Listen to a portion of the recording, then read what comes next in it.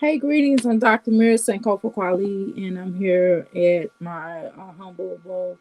Boy, I put a lot of little stuff on my face today. I was trying to get my skin kind of trying to blend it together. I think I put too much on, or maybe no, I'm not sweating. I'm not really.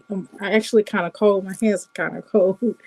Um, well, today, of course, my one of the sisters told me about my camera was kind of down. I'm on my iPad, so it looks a little weird. I don't feel like going downstairs where I do have cameras. I actually do have two cameras downstairs, but I don't like the way that they look right now. And I don't feel like going downstairs. Let me just keep it real. I don't feel like going downstairs. So this is what I did with this camera. I'd rather stay in my room because as soon as I get off this live, taking me a shower and I'm going to bed. So I'm in my room. So anywho, I am here to discuss, I don't know, whatever I feel like discussing. So today, um, as I was looking at different videos today, I was looking at a few videos and I was asked a couple of questions from, my inbox on my Facebook DMs on my direct messenger. And I'm asked a lot of times, have I people have told me in my past that I have changed from my beginnings, and yes, I have changed. So let's talk about growth. Let's talk about growth and just whatever comes to my mind. Let's shoot the stuff, right? So I have changed. I've changed on a lot of levels. And part of my change or my growth, I should say, is that I grew up. I am a 50-year-old woman now, and I have a 7-year old. I have older children that are in their 30s, maybe one that's still my second to the oldest, youngest one. He's actually close to 30, being 30, but he's not quite yet 30, but he will be. So, and my oldest is like in her like 34-ish, 33, 34. You know what I mean? So I have grown up. I have changed. I had to mature. How important was that for me to mature? I'm trying to look in the camera. It's really awkward. But so I had to mature. I had to grow up. I had to become a grown woman. And I'm a grandmother. Secondly, I'm a grandmother. I have 5 grandchildren and counting. I have to remember. I'm like, this child has this amount of children. This child has that amount of children. I don't know because it changes. I mean, you'd be surprised because for one year I was getting grandchildren every year. So you know, so I'm a grandmother. I'm a grandmother of my oldest grandchild is like, is he 15? I think he is. Is he 14? I think he. Let me. I think he's 14 or 15. I don't. He's yeah, he's 14. He'll be 14 because he's not. If he was 15, he would be. It would be the. He would be going into the. He will be going into the sophomore year. So he's going to be a freshman in high school. So I mean, my children are older. You know what I mean? I have grandchildren. I have rest of my grandchildren. Two of my grandchildren are not in school yet. Two of the other three. So will have 3 grandchildren in school. One will be in high school, and the other 2 will be in grade school. And the youngest ones have not started school yet. So what they said is I have to grow up. I can't be the same person that I was years ago.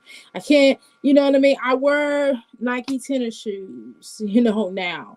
I wear but on days where I'm going, maybe going to the park, or I'm doing something with my grandson I'm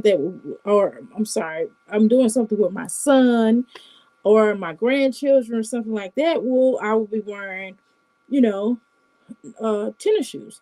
But for the most part, I wear sandals, platform shoes because I can't walk in heels, That I wish I could do. I wish I could do. Right now, I got a tank in the back. Right now, I've always had a tank my whole entire life, but my tank is grown, a lot bigger, right? So I have not yet to learn how to walk in heels in the way where it could be a consistent basis. I have to like take them off and put them in my hand. So there's no point in me buying a lot of heels because I can't walk in them. I have two pairs of heels now that are heel boots. No, three. I think I have three. One of them I can kind of walk in the tad bit, and the other two not so much. And really, I really don't have to wear heels. I mean, my husband are probably the same height. My husband might be a little bit taller than I am, maybe just a little bit. So why do I need to wear heels for? My husband and I are like almost the same height, so it wouldn't be necessary for me to wear heels, right? Yes, I have changed. I've become an entrepreneur. I've always been an entrepreneur. Well, I take it back. I've been an entrepreneur my whole entire life, but I do it differently now, right? I do it differently now. And I'm a stay-at-home wife. So of course things are going to be differently. Of course my lifestyle is going to be differently. Of course I'm going to cook more. See, before when I was in my young 20 years ago, literally 20 years ago, yes, I was a working mom at someone's job. I was going to school. I'm still in school, by the way. I'm going to be a forever student. I'm going to always take different trades and classes and different things like that. So that's normal, right? For me. However, but on times I was working, so I wasn't really in the home.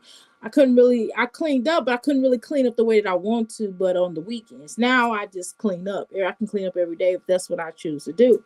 Or I could straighten clean up, or I have schedules to clean up, so everything's on the schedule. Because pretty much I'm taking my son back and forth to his extracurriculum activities. So I'm doing that a lot. I'm doing that a lot more.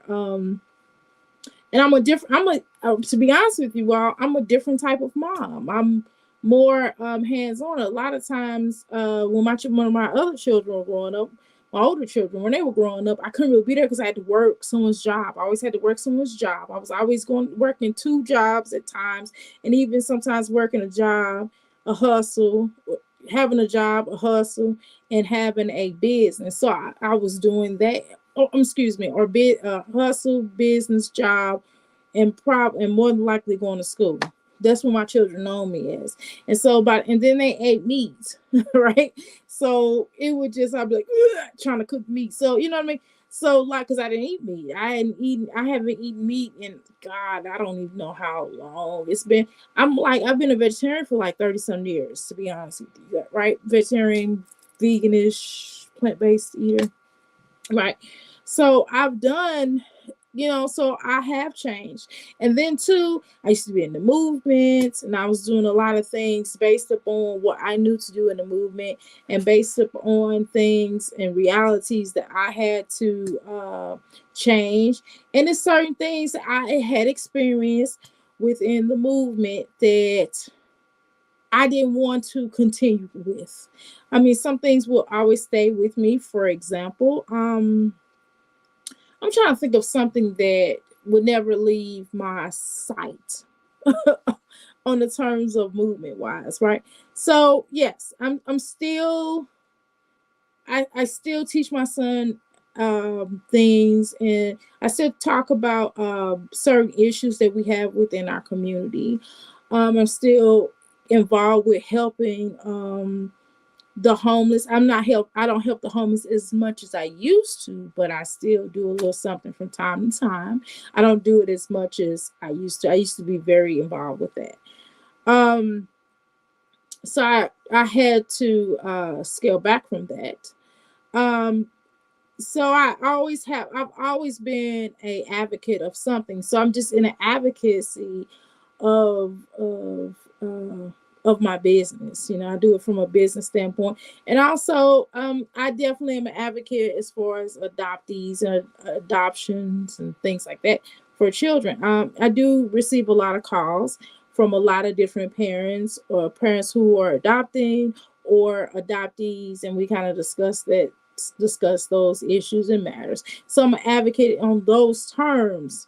So yes, and at this point in time, I am dealing in the system, because I still at some point would like to. I'm still we're still in the process of maybe thinking about expanding family again at some point, or maybe not. Um, it all depends. I'm kind of here and there with it. Just depends on everything that's happening. Because yes, if I could adopt a lot more children out of the system, I really would do that, because children do need love. However, um, things have gone up. Of course, the economy is a little bit differently now than when we first started talking about adoption, which was like years and years and years ago. So we have talked, you know what I mean? So the economy is a little bit differently, and the way that they do things is a little bit differently. And don't get it twisted, not that they did things um great back in the day. It's not that, but it's just it's a lot different now. They're doing some other things that I don't really understand, even the process right now, what they doing. To be honest with you, I didn't even understand the process when I was going through it, right? It was like a trial and error. And now that I got that, now that I understand it, now it's like a whole nother flip flam, flip flip flam now. So it's always something. When you're dealing with the system, the state, you would experience a lot of different things. So yeah, so at some point, I do we I do work and dabble in that, because I think it's very necessary that because of the way the population is, and just a lot of different things that I really believe that children in foster care deserve a chance. They deserve a chance, and I believe that sometimes just because some women and men alike, or girls and boys, cannot take care of a child, then I deem it to be right. I deem it to be righteous to give your child up for adoption, or to allow a family member who did not raise you that has, or if they did raise you, they were they're good to raise that child. And if you know that they didn't do a good job with you, or maybe they have the potential and willing to listen and willing to do something differently than they did with you, whatever the case is. But long story short, as long as they're in a position, a family member or kinfolk, what they call it, can take you in, kinship. If they can take you in, then that's wonderful. Can take that child in. But it's so many horror stories that we see on the news, that we see everything in everyday life happening. Especially if you look on YouTube and just on social media in general, you see a lot of unfit mommies and daddies. And I think it's it's bad. And it of course, yes. And back in the day, yes, they had probably just as many, but the difference is that now there is it's being shown, right? It's like someone pulls out a camera phone and boom, they got you on film. And of course, the news highlights and social media gets to things a lot faster than the news programming did back in the day, because of social media, the internet is popping everywhere. And from the poorest to the poor to the richest of the rich, everybody almost in all across the world has the internet. So we have a curse and a blessing to be able to see certain things. News spread like fire, right? So we have this thing where we can now watch it. And it's just so much that happens in the world today that's scary. And so I would hope that we can possibly get more children into homes that are loving and that are willing to learn more. Because I think when I was kind of coming up with my first set of children, certain things that my mother told me I did not understand because I was young when I was having my first set of children. We were really young, and a lot of things we did not understand and we did not know until, when you mature. And sometimes, really, to be honest with you, I probably should have waited. Honestly, don't get it wrong. I don't regret my children. It's not that. But, I should have listened a lot of when my parents try to tell me when certain things, try to tell me when certain elders try to tell me, because sometimes we think we know it all. And that's a lot of times. Now that I'm an elder, now that I'm older, I'm not elder, but I'm getting there, right? And so now that I understand certain principles or certain things, when you try to tell a lot of these youth about perception and, rearing children and just doing different things, that they should possibly listen at times, but they were hard-headed, probably just like how I was. I mean, but certain times or certain things always bit me in the tail, right? It always come back on me when my mother's words would always come back, and I would be like, oh, now I understand what she meant by that. That's even right when things were happening. And it didn't take me long to wake up on a lot of things when I was raising my children. Um, but it is hard to hear people giving you constructive criticism. It really is, even if it's for the good, obviously, especially when it's coming from your parents, because more than likely your parents have your best interest at heart, right? And because your parents have your best interest, it will behoove you to listen. And sometimes I know me as a parent and as a grandmother, with older children as well as younger children, I know that when I tell somebody one thing, my patience, I'm not saying I'm not patient, but I am patient with my children, but I'm not patient when I'm talking to someone else. Once I tell you, and it's not patience, it's just like I'm just gonna mention it to you, I'm gonna tell you, and you're gonna listen or you're not. And it's not about me, and I don't have to necessarily wait around for you to figure it out. Just tell you, express, and I just move on with my life. So I don't think that I shouldn't. I take that back about patience. Um, but it's just the point of me just explaining something to somebody. I don't feel the need to tell you multiple times about how you should do this and how you should do that, because I don't think, some people just don't want to get it.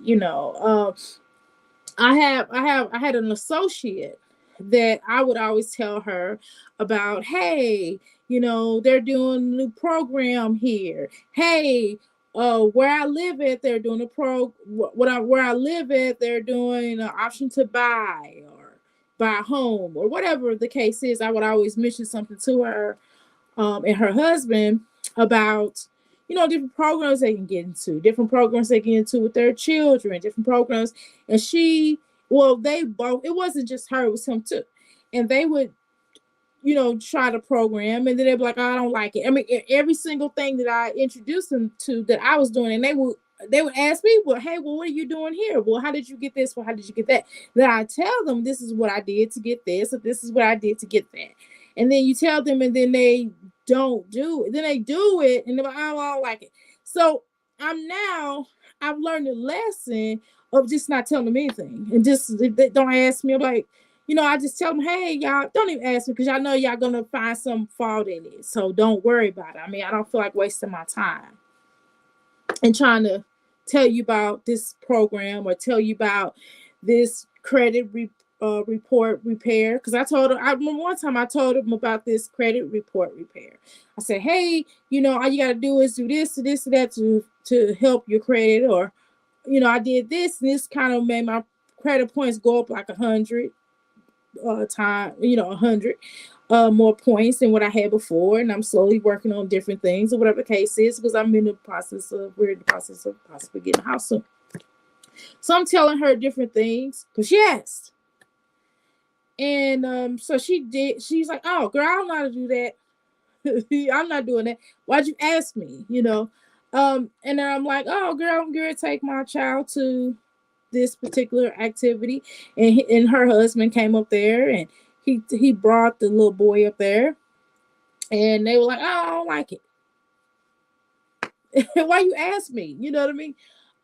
So in telling people different programs, I'm to the point of that. So let me slide off of that and let me start talking about this other thing. So I don't have time to keep telling people what they should do with their life unless they're paying me. You know what I mean? Now, free, and even if that, and it just, to me, it's I don't want to say it's frustrating. It is. It's frustrating when you telling somebody something for free. When you're trying to give somebody a game for free and they don't listen, it's like wasting your time. So I'd rather talk to my clients, and if my clients do it, then it's on them. They have an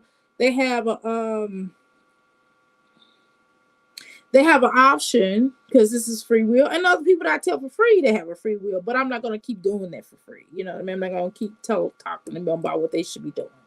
So, free will. With my clients, I tell them about this. I give them suggestions. I give them a way to maybe cleanse their diet. I give them a way maybe to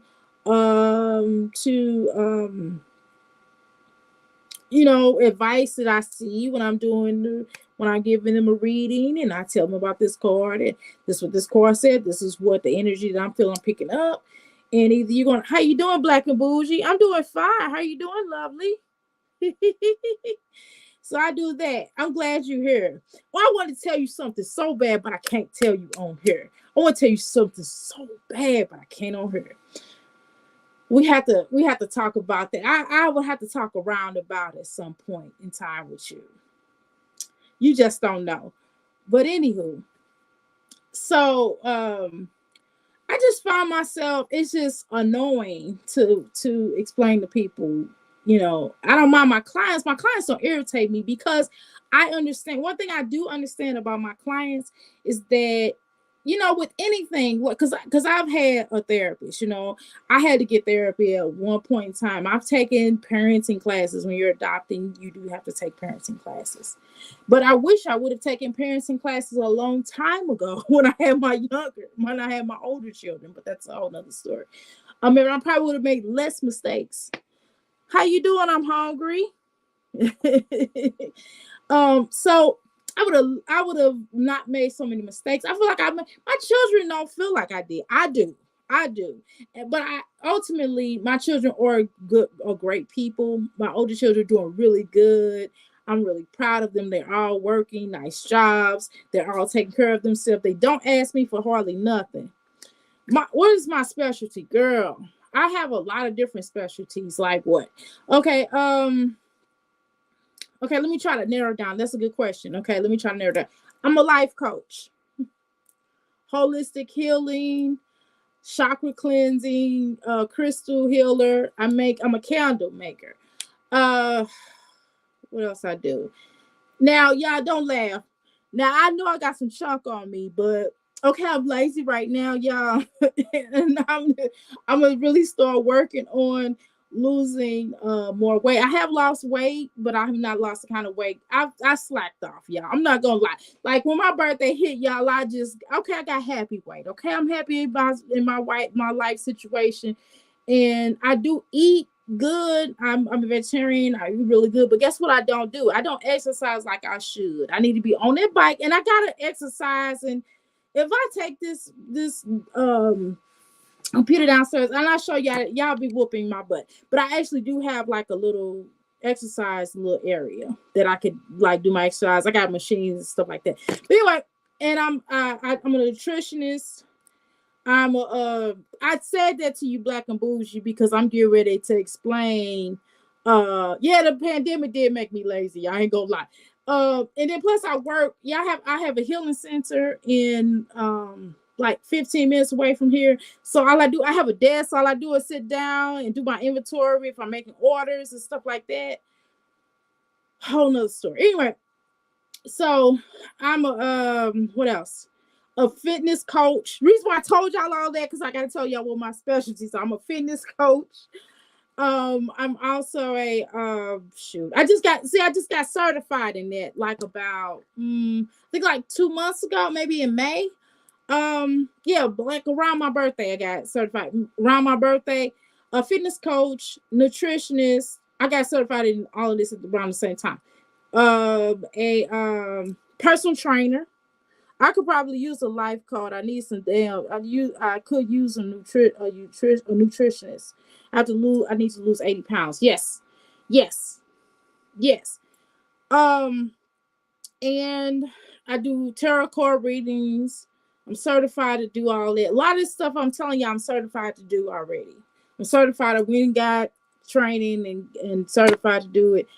I sell and I have a holistic shop that sells herbs and things like that, and I also sell crystals, metaphysical stuff, sages. This is my personal. Now, I'm not gonna sell y'all nothing like it. It's not gonna look like this when I sell it. If I sell it to you, but this is my own personal batch, right? Okay, my bad. Why I got ashes. Why the ashes come out? Anyway, so yeah, I do a lot of little things. I also have done some styling for people. Um, and I also do readings for a couple of celebrities. I have a couple of celebrities. You need a tarot reading? Yes. So go to my website. It's www.ask314life.com. Here, I'm going to just type it in here.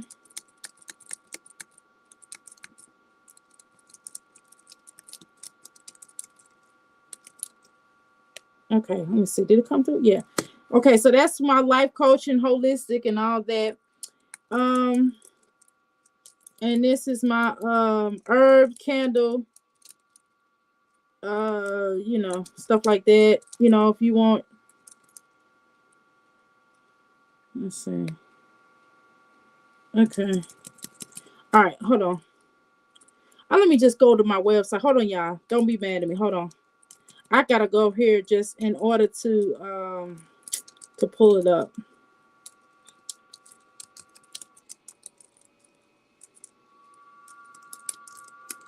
Cause y'all typing it in the chat is like it just kind of makes you feel like you're not typing it right. All right, that's me. That's that note. I'm making a noise. Hold on, let me find back where I was at. Okay, there we go. All right, let me put this up. Okay, that ain't what I want to do. Okay, here we go. I'm going to type the herb one in here too.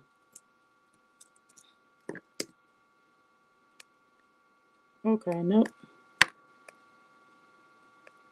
Hold on. All right. Give me a second here. I'm trying to type it. I'm trying to type it on my there we go. So I'm on my pad. I'm on my iPad, y'all. And it gets on my nerves because it look okay there. Because when you try to copy paste stuff, it acts like you're not doing it. And I know.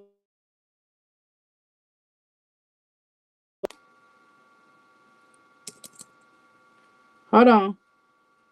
Be patient with me. Hold on. Okay, you know what? I'm not patient right now. I'm trying to get it. It's not working like how I want. And this thingy.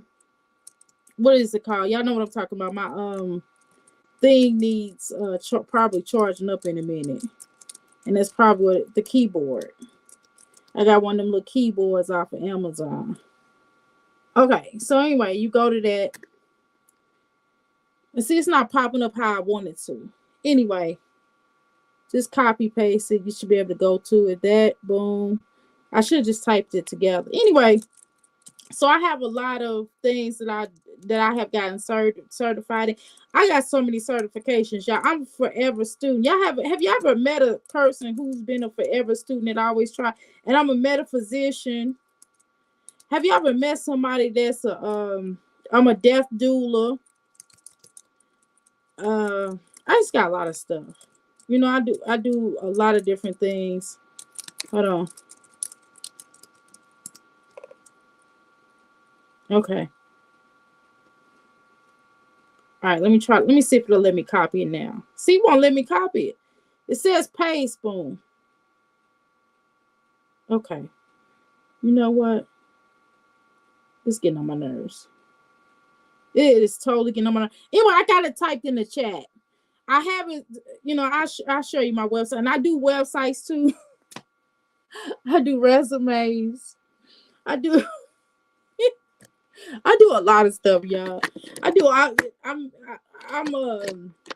I'm a jack of all trades. And I'm thinking about going to school to do something as far as to become an esthetician.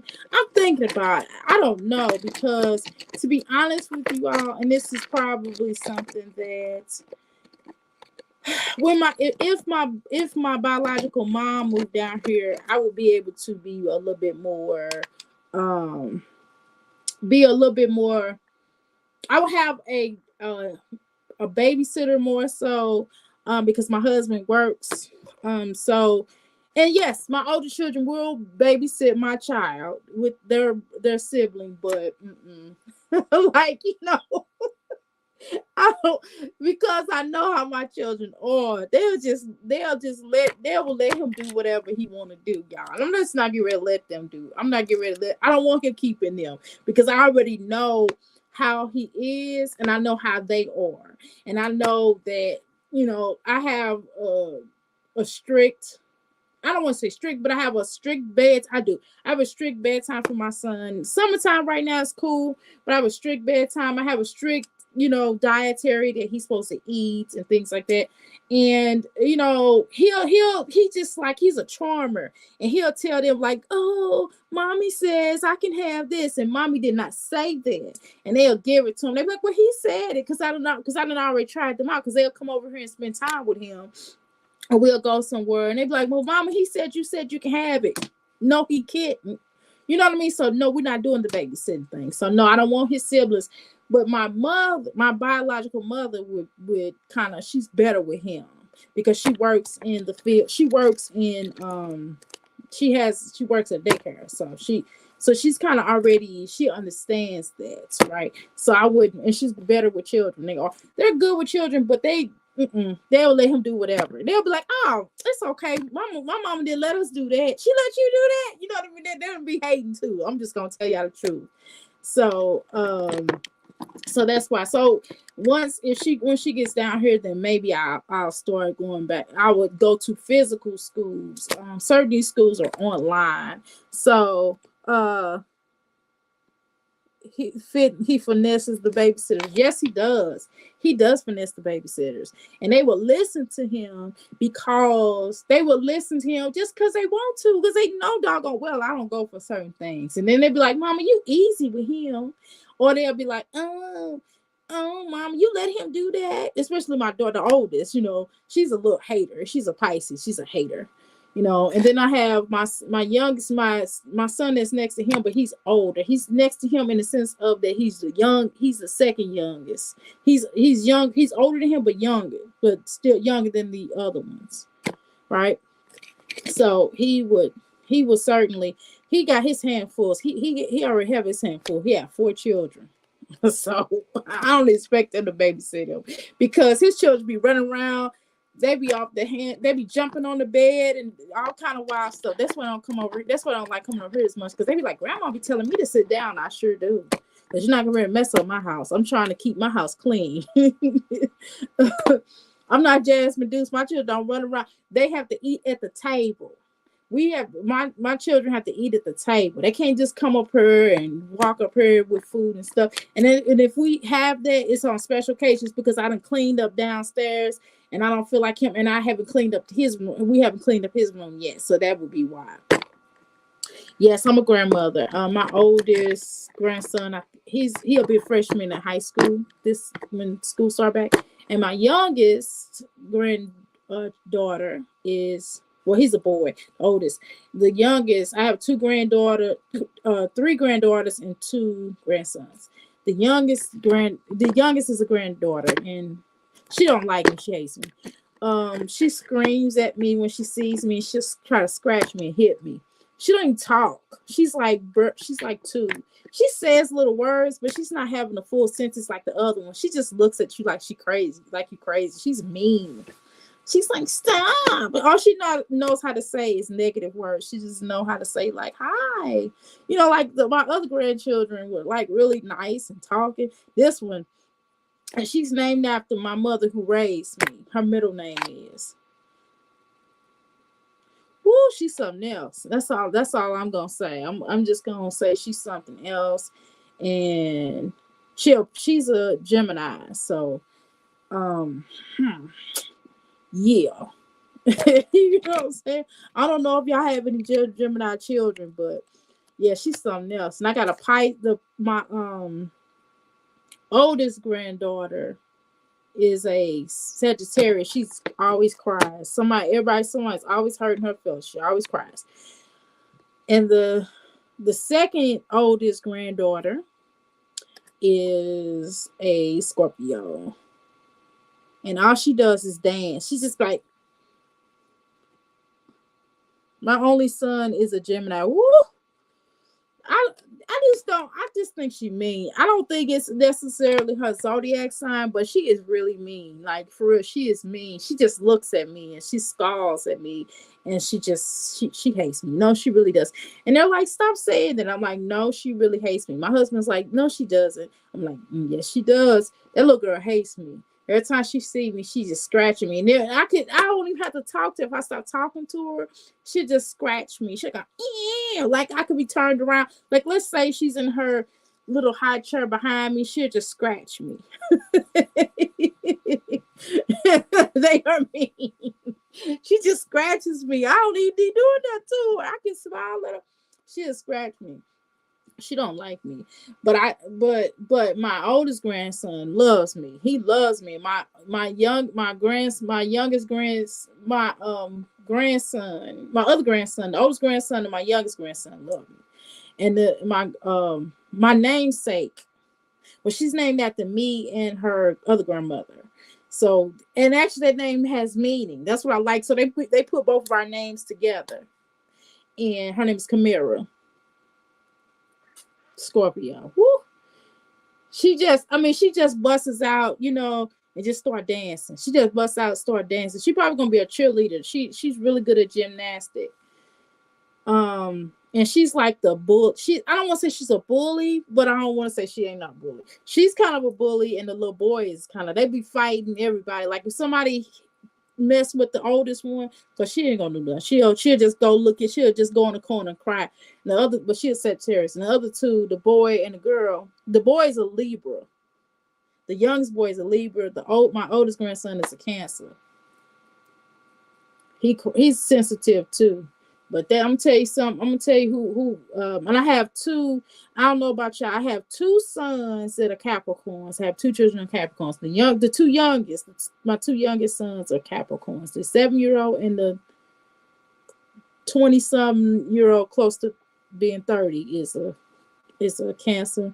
And then I have another son. He's in his 30s.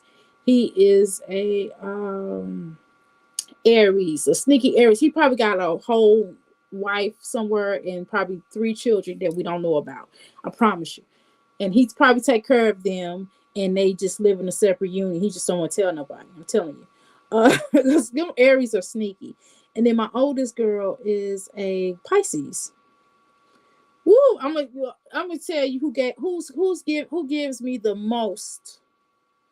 Who gets on my nerves the most when they like if I had to compare, we shouldn't compare our children, but I'm going to for the sake of this video. The person that got on my nerves the most when they were little was my daughter, the oldest. My sons were so easy. Not this little 7-year-old. This little 7-year-old is not easy, y'all. Ooh. He's a sweet guy. He's a good little guy, but he's sneaky. Him and my oldest and him and his Capricorn twin, the oldest Capricorn twin, well, his brother that's the second youngest, okay, he get on my nerves too. Them Capricorns get on my nerves. The only one that don't get on my nerves is my son, my Aries son. That's the only one that don't get on my nerves. You know why he don't get on my nerves? Cause he don't ask me to do nothing. He don't have any children. He the only one that don't have any children, and he just works and he goes home and sleeps. So I'm probably get on his nerves because I'll text him and be like, "What you doing, son?" And I'm like, "Are you hiding a secret from me?" He'd be like, "No, mom, stop asking me that." But I what get on my nerves about him is that he need to handle his business. He I don't understand him. He need to. They got all nice paying job. All he do is sleep. He don't go nowhere. All he do is sleep and work. So I wish he get a social life. I wish he get a life outside of the house. That's what I wish. That's what get on my nerves about him. But everybody else, woo, they get on my nerves. My daughter, she be like, "We got a problem." I'm like, "No, we don't have a problem. You got a problem." So yeah, so that's about me. So yeah, so I think that since let's Black and Bougie get ready to make me get on the subject. She get ready to make me talk about something I really want to talk about, but I ain't gonna talk about it because if I talk about it, I'm gonna just talk to Black and Bougie about it. Then we'll go from there. Cause I want to make her laugh. I just want to let her know about something. But anyway, so I was thinking about. So anyway, as I was watching this video, I was just kind of thinking about a certain culture. It's a certain culture that's going around. See, when I was kind of growing up, and I am older, I'm an older woman, and I know that I think that okay, and I'm a high priestess too. I swear I told you I'm forever going back to school to get a certification. And then by the time next time I probably talk to y'all, I will be done. It's another thing that I'm working on now. But I just have to pay my I have to pay my tuition. I have to pay for my class. You have to pay monthly for this particular class, and I didn't pay for this month. So they were like, "Oh, you need to pay." You know what I mean? And all I gotta do is finish taking my I will be certified once I take my test. I gotta write out some questions. It's like 100 questions, and I did the multiple choice, got all that in. Excuse me, but I gotta write the question. I don't feel like it right now. I will probably do it in August or September. But yeah, and then I'm actually I have 2 PhDs. Now let me explain because I think you were on that. I'm gonna go back to that. Black and Bougie. So I have 2 PhDs. One is in metaphysics. I'm a PhD in metaphysics, social. I forgot. I don't know. I have to get the. Let me just go get the certificate. Let me just go get the thing. Hold on, because I don't remember. Hold on.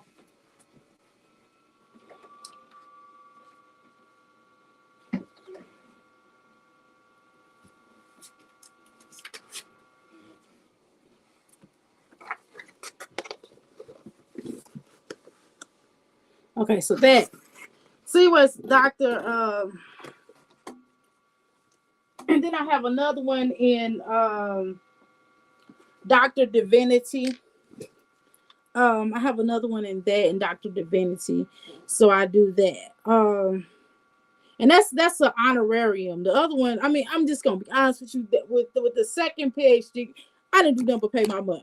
The first one, I'm just being honest with y'all. The first one, I actually did have to finish some. I had to take like some classes. I already came in the gate with a certain amount of classes anyway to begin with, right? And they was like, okay, that's great, but you gotta take some more classes. Then you gotta write a dissertation, and I did that, and then they gave it to me. But it took a few months to get that one. I have another one. I have a master's in holistic life coaching. However, in order to get my PhD, I got to write another dissertation. I can't use the same dissertation for that one. I wish if I could, I would. I really want to cheat, but I didn't do it. So I'm not. I got to do that too. I'm gonna eventually get that out the way. And I went to the school. I went to the same school that Della Reese, the comedian that passed on. May peace be upon her, with the ancestors be pleased with her. Look, don't judge me. I had some Starbucks today, y'all. Today is I have Starbucks at least once a month. Um,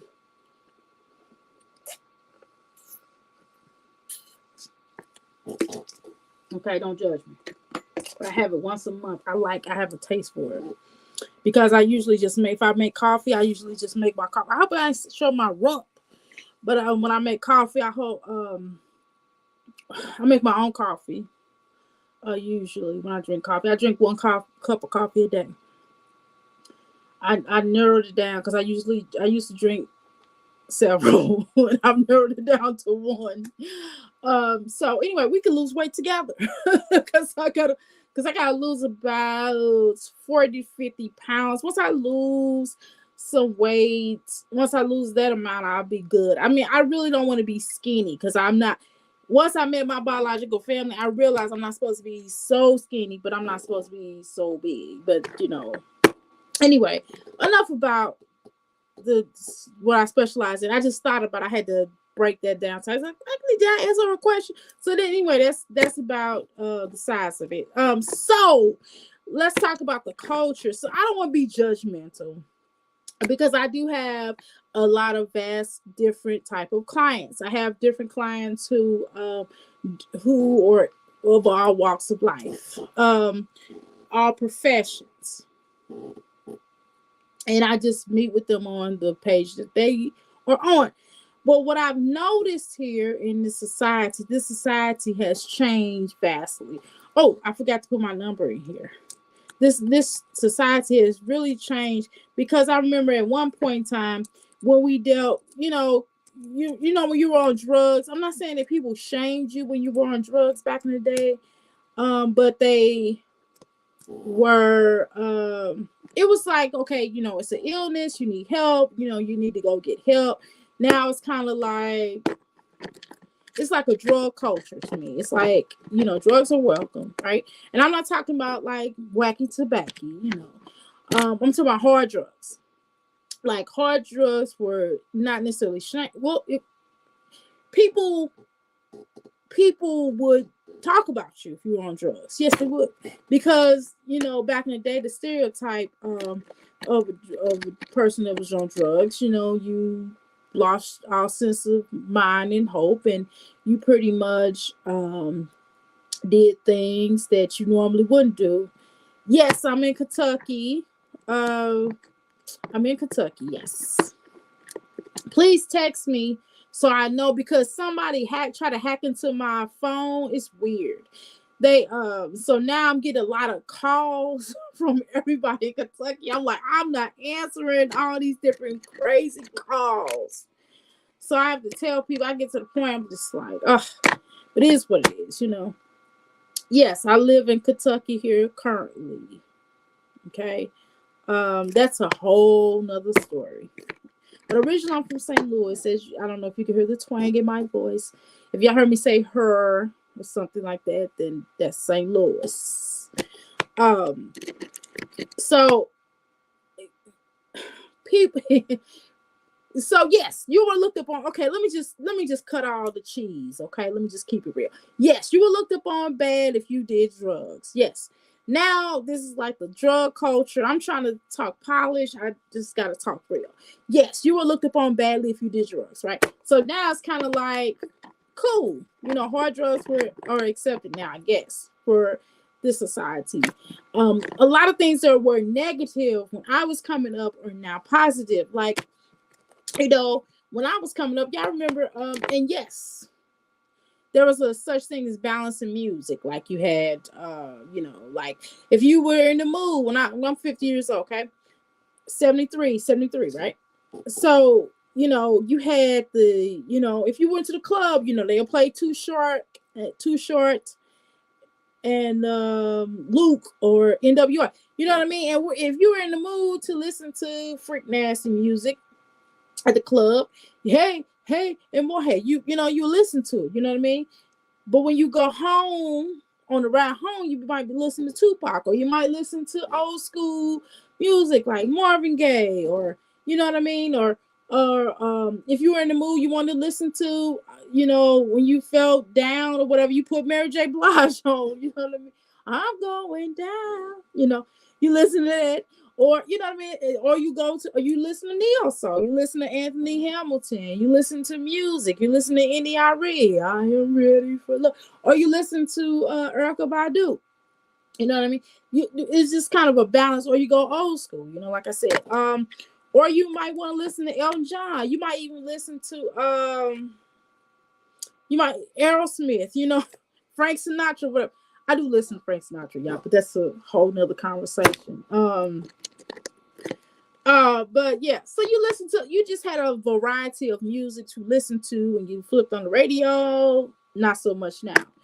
I can't even listen to the radio on the R&B stations like I would like to. You know what I mean? I can't listen to it. And then I have a 7-year-old, so I have to kind of cut it off. I have to put some old school stuff on. So my son is being raised and listening to old music. So it's like, God, he's probably gonna be an old man. He's gonna be a young guy in an old man in a young boy body, So I don't know. I think things have just totally changed. This is a different type of culture. It's like I see some of the worst. Most of your family lives in Kentucky. Oh wow. You know what though? When I did my DNA, since you're talking about that, when I did my DNA, do you know that this dude I had been cool with for like me and my husband been cool with this guy for a very long time. And my husband knew him like in his 20s. My husband was in his teens. I think like 19 or something like that. Maybe closer than that. I've been knowing him for a long time. I've been knowing this guy for like 20 some years. I found out that was my cousin through my DNA. He had a DNA. Why his big old head pop up on my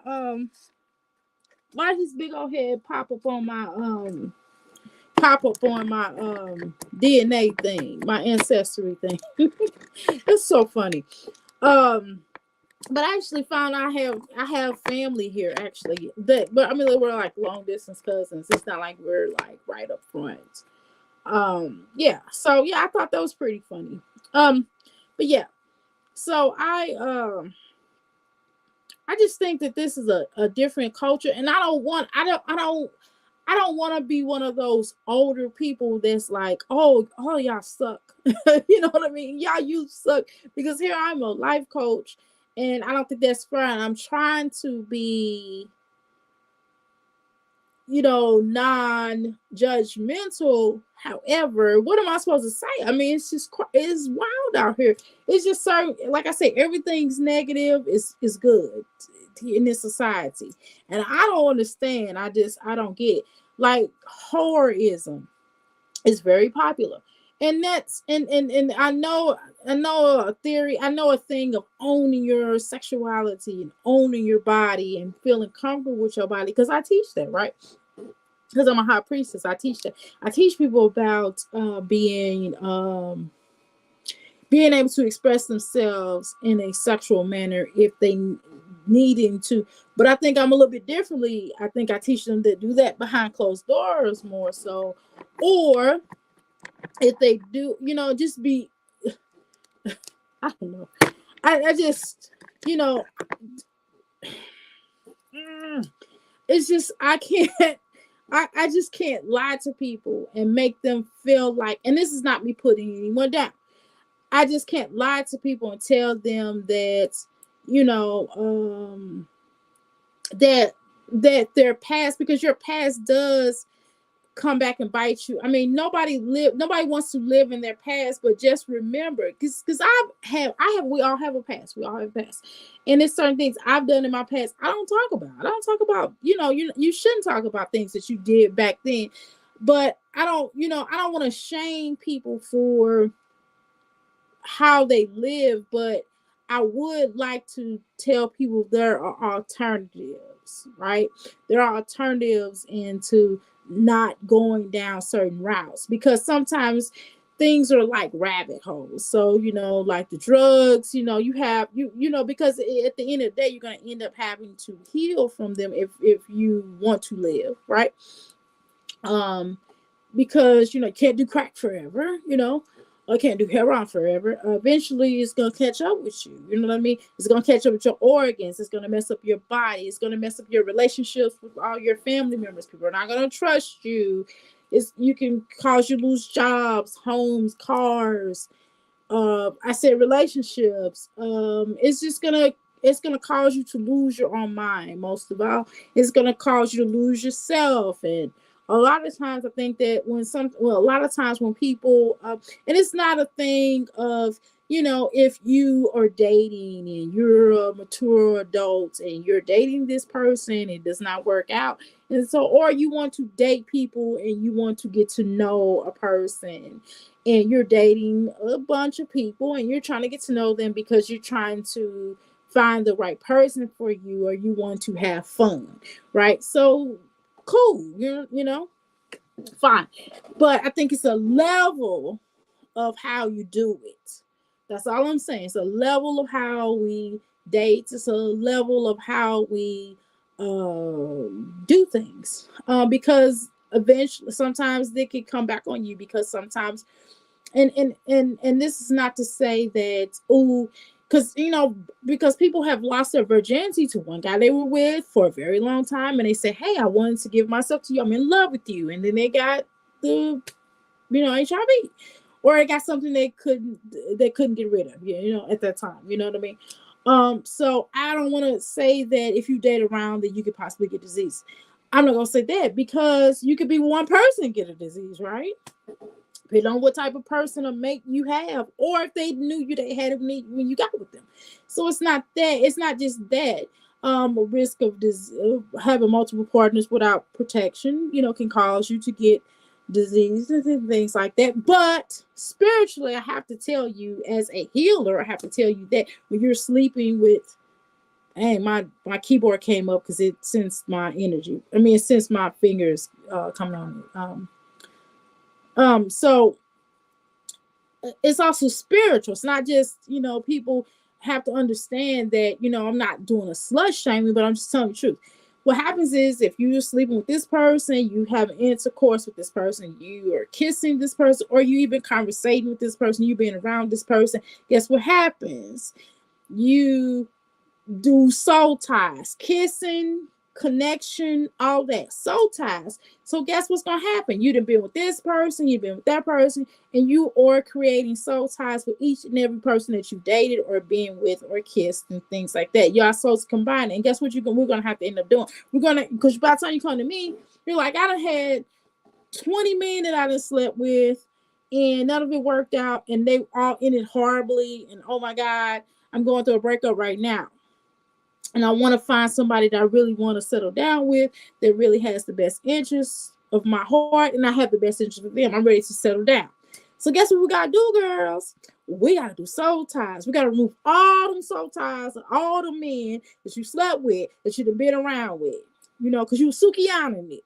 So we got to get all rid of them soul ties. We got to get rid of all this negativity. We got to banish all that stuff. We got to clear up all that stuff, and we got to heal, because we got to figure out why you had to do this, that, in order to get to a point A to a point B, because you want to do this and you want to do this with your life, and you begin to start noticing things in your life not going right. You're starting to have problems at your job. You're starting to lose clients if you have your own business.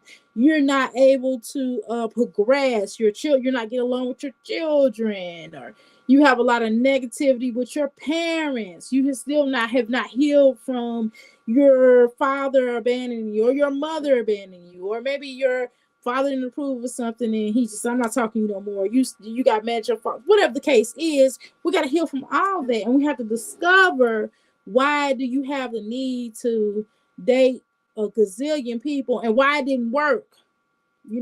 What made you want to have fun? What made you want to have so much fun? You know what I mean? Yes, you're young, And why do you go through every relationship you go through ends the same way? Or why do you keep attracting the same type of man or female? Because, hey, this is 2023. You know what I mean?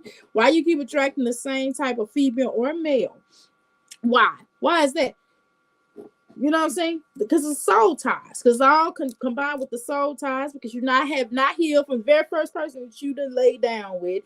You didn't get rid of that soul tie. You didn't cleanse that out. You didn't resolve. And then this goes back to, let's talk about karma.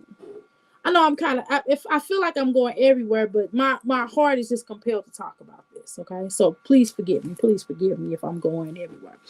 And then you go back and you're like, well, I'm not connecting well. I'm not connecting well. And when I get into a relationship, I mean, this is a good guy right here, but for some reason, I don't trust him. He didn't do anything for me not to trust him, but I just don't trust him because of I was with Oscar, and Oscar dogged me out. So we have to look at that. We have to really understand where we are and why did we end up in this situation? Why did things change for us? We have to grow through that. I've been there. I've been hurt, and I've been the hurter-y, the hurterer. Those are not real words, just I'm not made up. But I've been on both ends, right? I've been on both ends, and I've done things. And so I understand, and I'm not trying to do the whole thing of, I think that a lot of times, I think sometimes as a healer, that you have to be honest with your clients and just kind of let them know, I've been there, I've been on both ends, and I had to do a soul tie cleanse of myself. And I had to understand why I was attracting the same type of people and why I was doing the same things in the different relationships. So we have to also look at ourselves. And I think a lot of times society forces, puts you in the mind state of not really trying to fix yourself and not looking at yourself. And people say, oh, people kind of, now it's like a banner to say, self-care. And I don't think everybody really knows what self-care truly is. I think that people just use it for, for the sake of saying it, or everybody's a narc. Everybody's a narc, right? And I don't think a lot of people know what a narc truly is. Not everybody. I'm just saying a lot of people don't know what a narc truly is. And I think that, and sometimes when I read the definition, I remember a long time ago, I read the definition. I was like, oh my God, am I a narc? I read it. And I'm like, by medical definition, no. But, and then y'all listen, let me tell y'all spiritually. So, when you're doing research, because I do zodiacs and zodiac signs and all that. So I got to looking up, like zodiacs that have narc tendencies, right? I'm a Taurus, so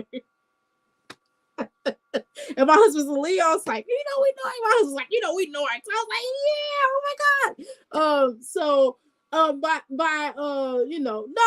no, not like that, not medically, and I said, no, I'm not a narc medically. My auntie is a psychiatrist, and she's like, no, you're not a narc. Honey, you're not a narc. But if you read the definition, you get to finding yourself. You're like, wait a minute,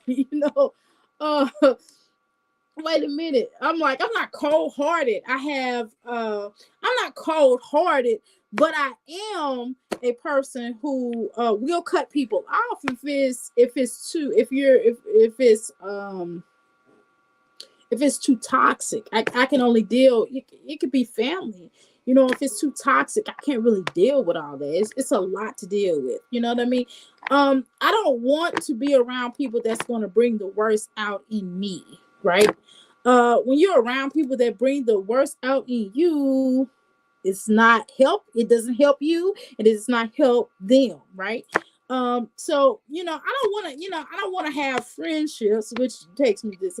I don't like to have friendships where people always want to debate you and want to argue with you and try to take you there. And I don't feel like if I feel like you a bitch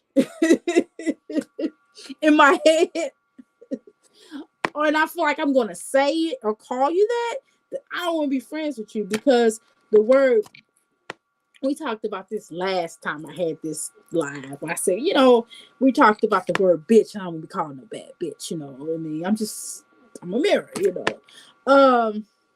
Yeah, right. Toxicity must be removed. Yes. So I don't want to, you know what I mean? So I don't like the energy of that. I don't want to feel I don't want to hurt people. I don't want to continuously hurt people. That's why I don't talk to certain people.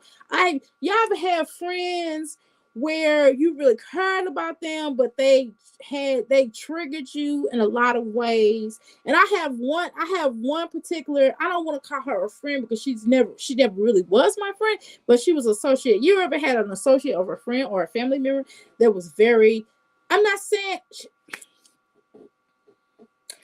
it's not that she was toxic.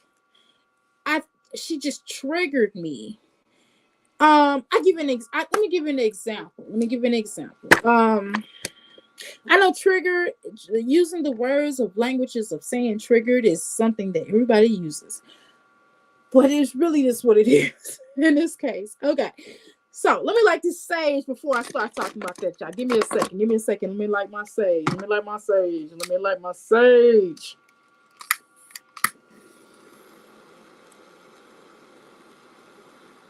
This is a torch, and it's cool. It's like a torch light.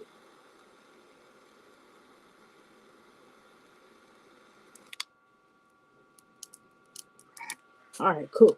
Now we can talk. Okay. Okay. So I'm trying to give an example, but I don't want to use the exact example that she did. I don't want to use the exact example. Because in case she's stalking me, you know what I mean? Then she'll know that bothered me or whatever.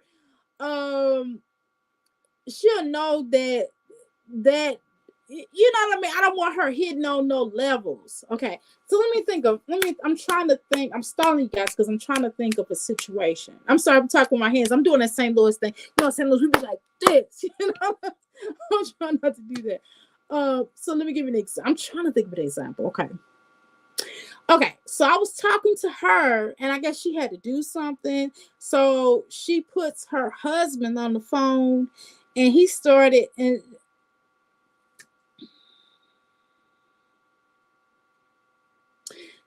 asking me, like, why did I move from one state to another? And it was like, he was like, well, what was in your energy that you had to move from 2 different states to another? Can you and then no, before he got on the phone, she said, well, can you just explain to her why she has moved from 2 different states to another? And so he gets on the phone and he said, yeah, so what was within you when you had to move from 2 different states to another? I'm like, what? It was just weird. I was like, well, because, and then he was basically trying to get my money, trying to get me to pay him for him to explain to me. First of all, I didn't even ask him. Okay, so let's make that abundantly clear.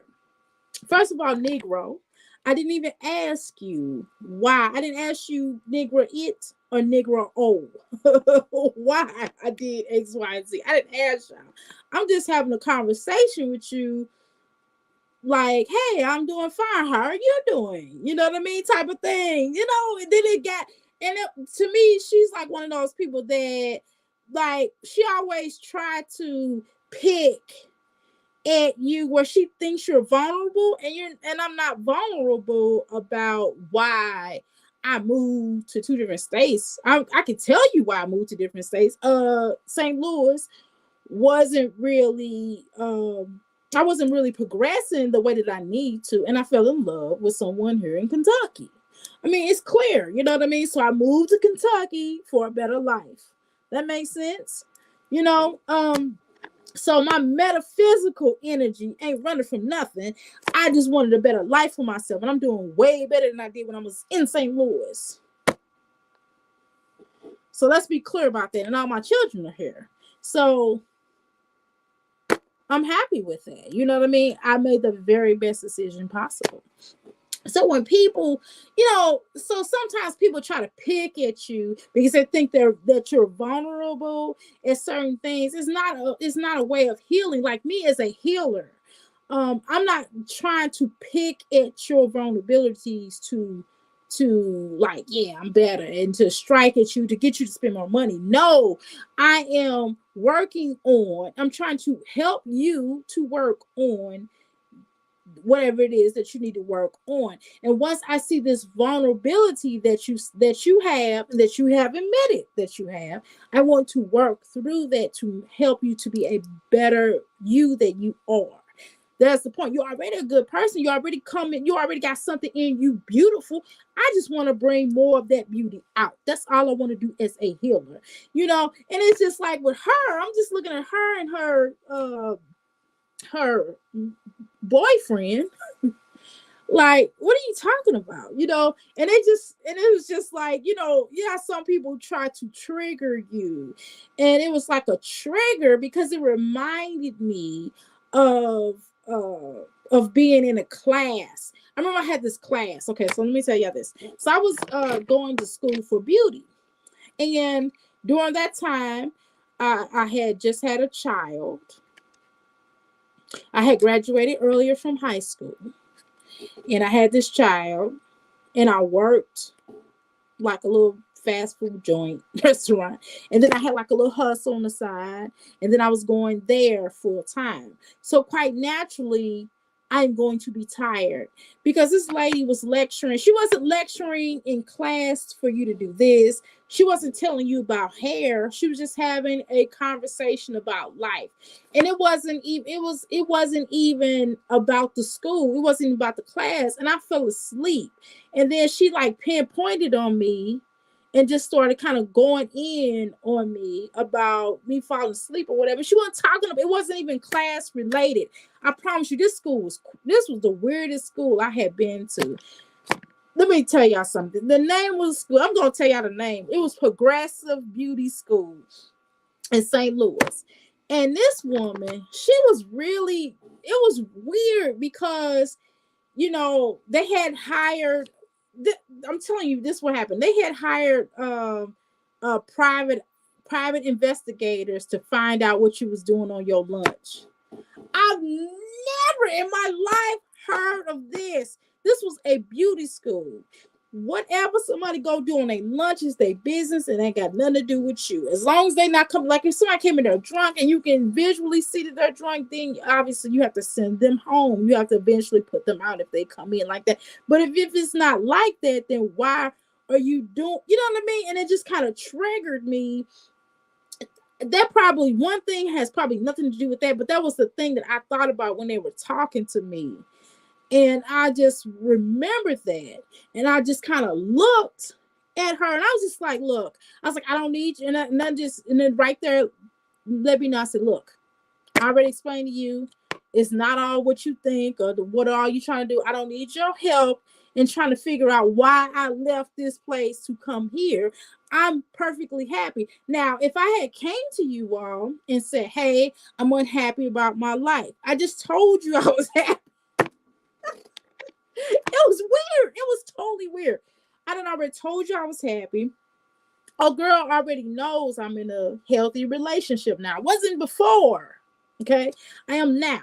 So I'm in a healthy relationship. I know exactly what it takes to be in a healthy relationship. And I understood what went wrong in that previous relationship. And I worked through that. Okay.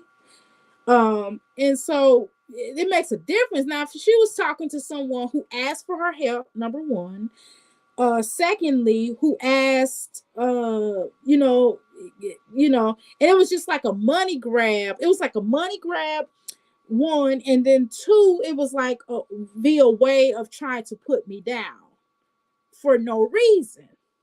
And it was like, dang, do you have, and it just made me think about something. I'm like, well, dang, do you, and so it just made me go into that mindset of with that lady at the school when she stood, because she was talking about people, what they were doing on their personal time. She couldn't say anything about what I was doing on my, and that was my personal time. But I was like 17 then. I was like 17, 16. I think it was like 17, 16 because I graduated high school early. So I was like 17, 16. I went to two different schools. I went to get my associate's degree in computerized accounting, and then I went to the beauty school. And so with that happening, I think, and then it just kind of took me there because the teacher, the owner of the school did not understand that I worked. I went to school, and I didn't have time to be sitting up there being lectured to about what somebody did on their lunchtime. When number one, I wasn't even the culprit that got caught doing anything that may have been out of the place. Excuse me, because my 30 little minutes that was spent, I came back on time. I just went and got something to eat and came right back. So it wasn't like that, you know what I mean? And if it was like that, that was none of their business, but it wasn't. I was literally going, because I wasn't even old enough to get nothing to drink at a restaurant. I wasn't old, you know what I mean? I didn't know nothing about no weed and wacky tobacco like that back then, you know what I mean? And I wasn't getting high, so it's like, what are you talking about? You know what I mean?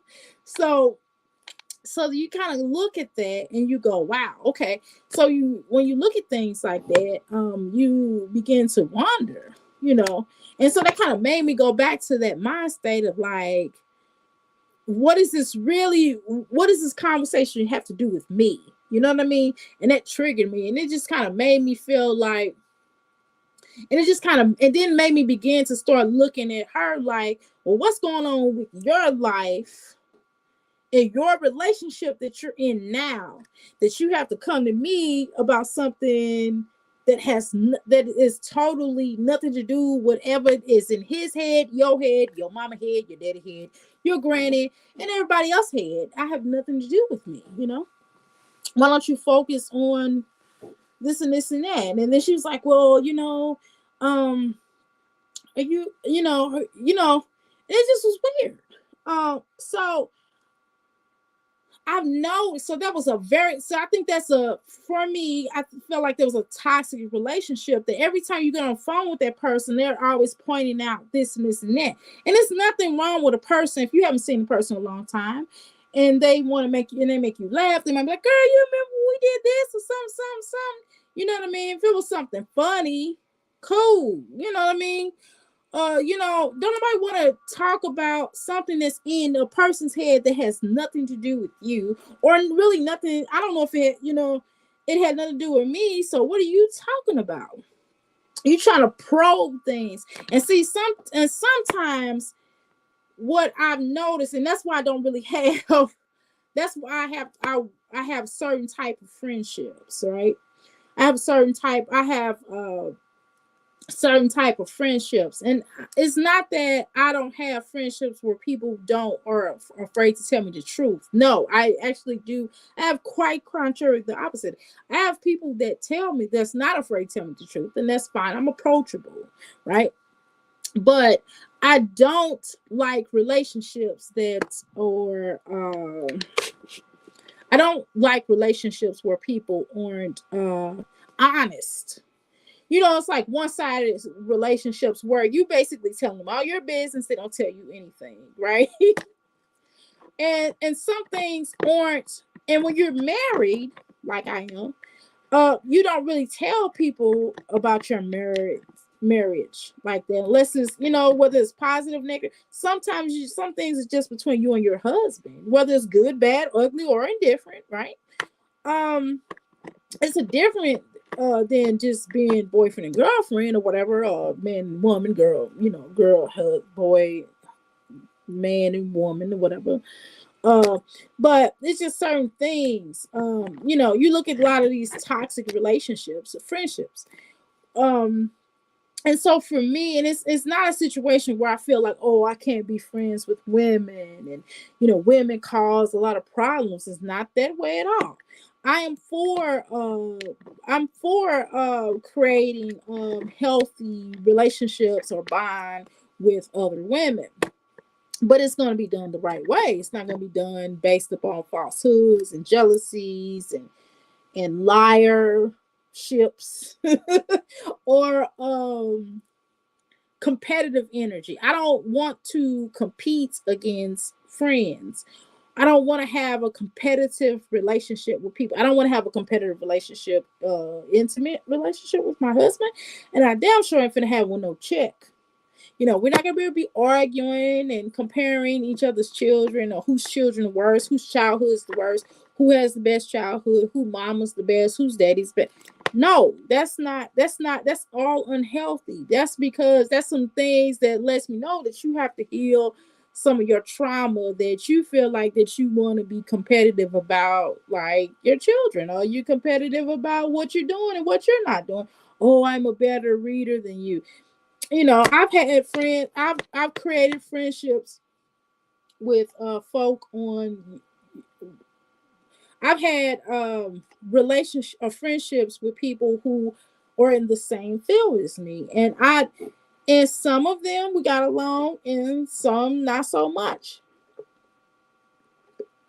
because of the competitive energy. And by nature, I do have a competitive energy about me on a certain level, but not like that. It's not like that. It's like, I give an example. My husband might be like, hey, I'm gonna buy you this purse. This is a cute purse. This is a little cute purse. And then I'll be like, oh, so you buy me a nice purse? Well, I'm gonna buy you these shoes. I'm gonna buy you this house shoe. You know what I mean? Like, this is for your birthday. No, I'm gonna buy. You know what I mean? It's like a healthy. It is competitive. Look, I can be honest. Okay, that is competitive. Y'all agree that is competitive, right? Please type in the chat. Do y'all think that's competitive? It is competitive. Okay, yes. Okay, yes, it's competitive. However, it is a great competitive energy, because what it's saying is, I love you more. No, I love you more. Like my son. My son is like, oh, like if I get him, you know what I mean, just be healthy. Like my parents. Like, okay, I'll give you another example. My parents, when I was growing up, my father would give me like $100 or so, right? And then my mother would be like, how much your daddy give you? I'd be like, 100. She's like, oh, I'll give you 200 then. You know what I mean? Yes. So, but I don't mean it.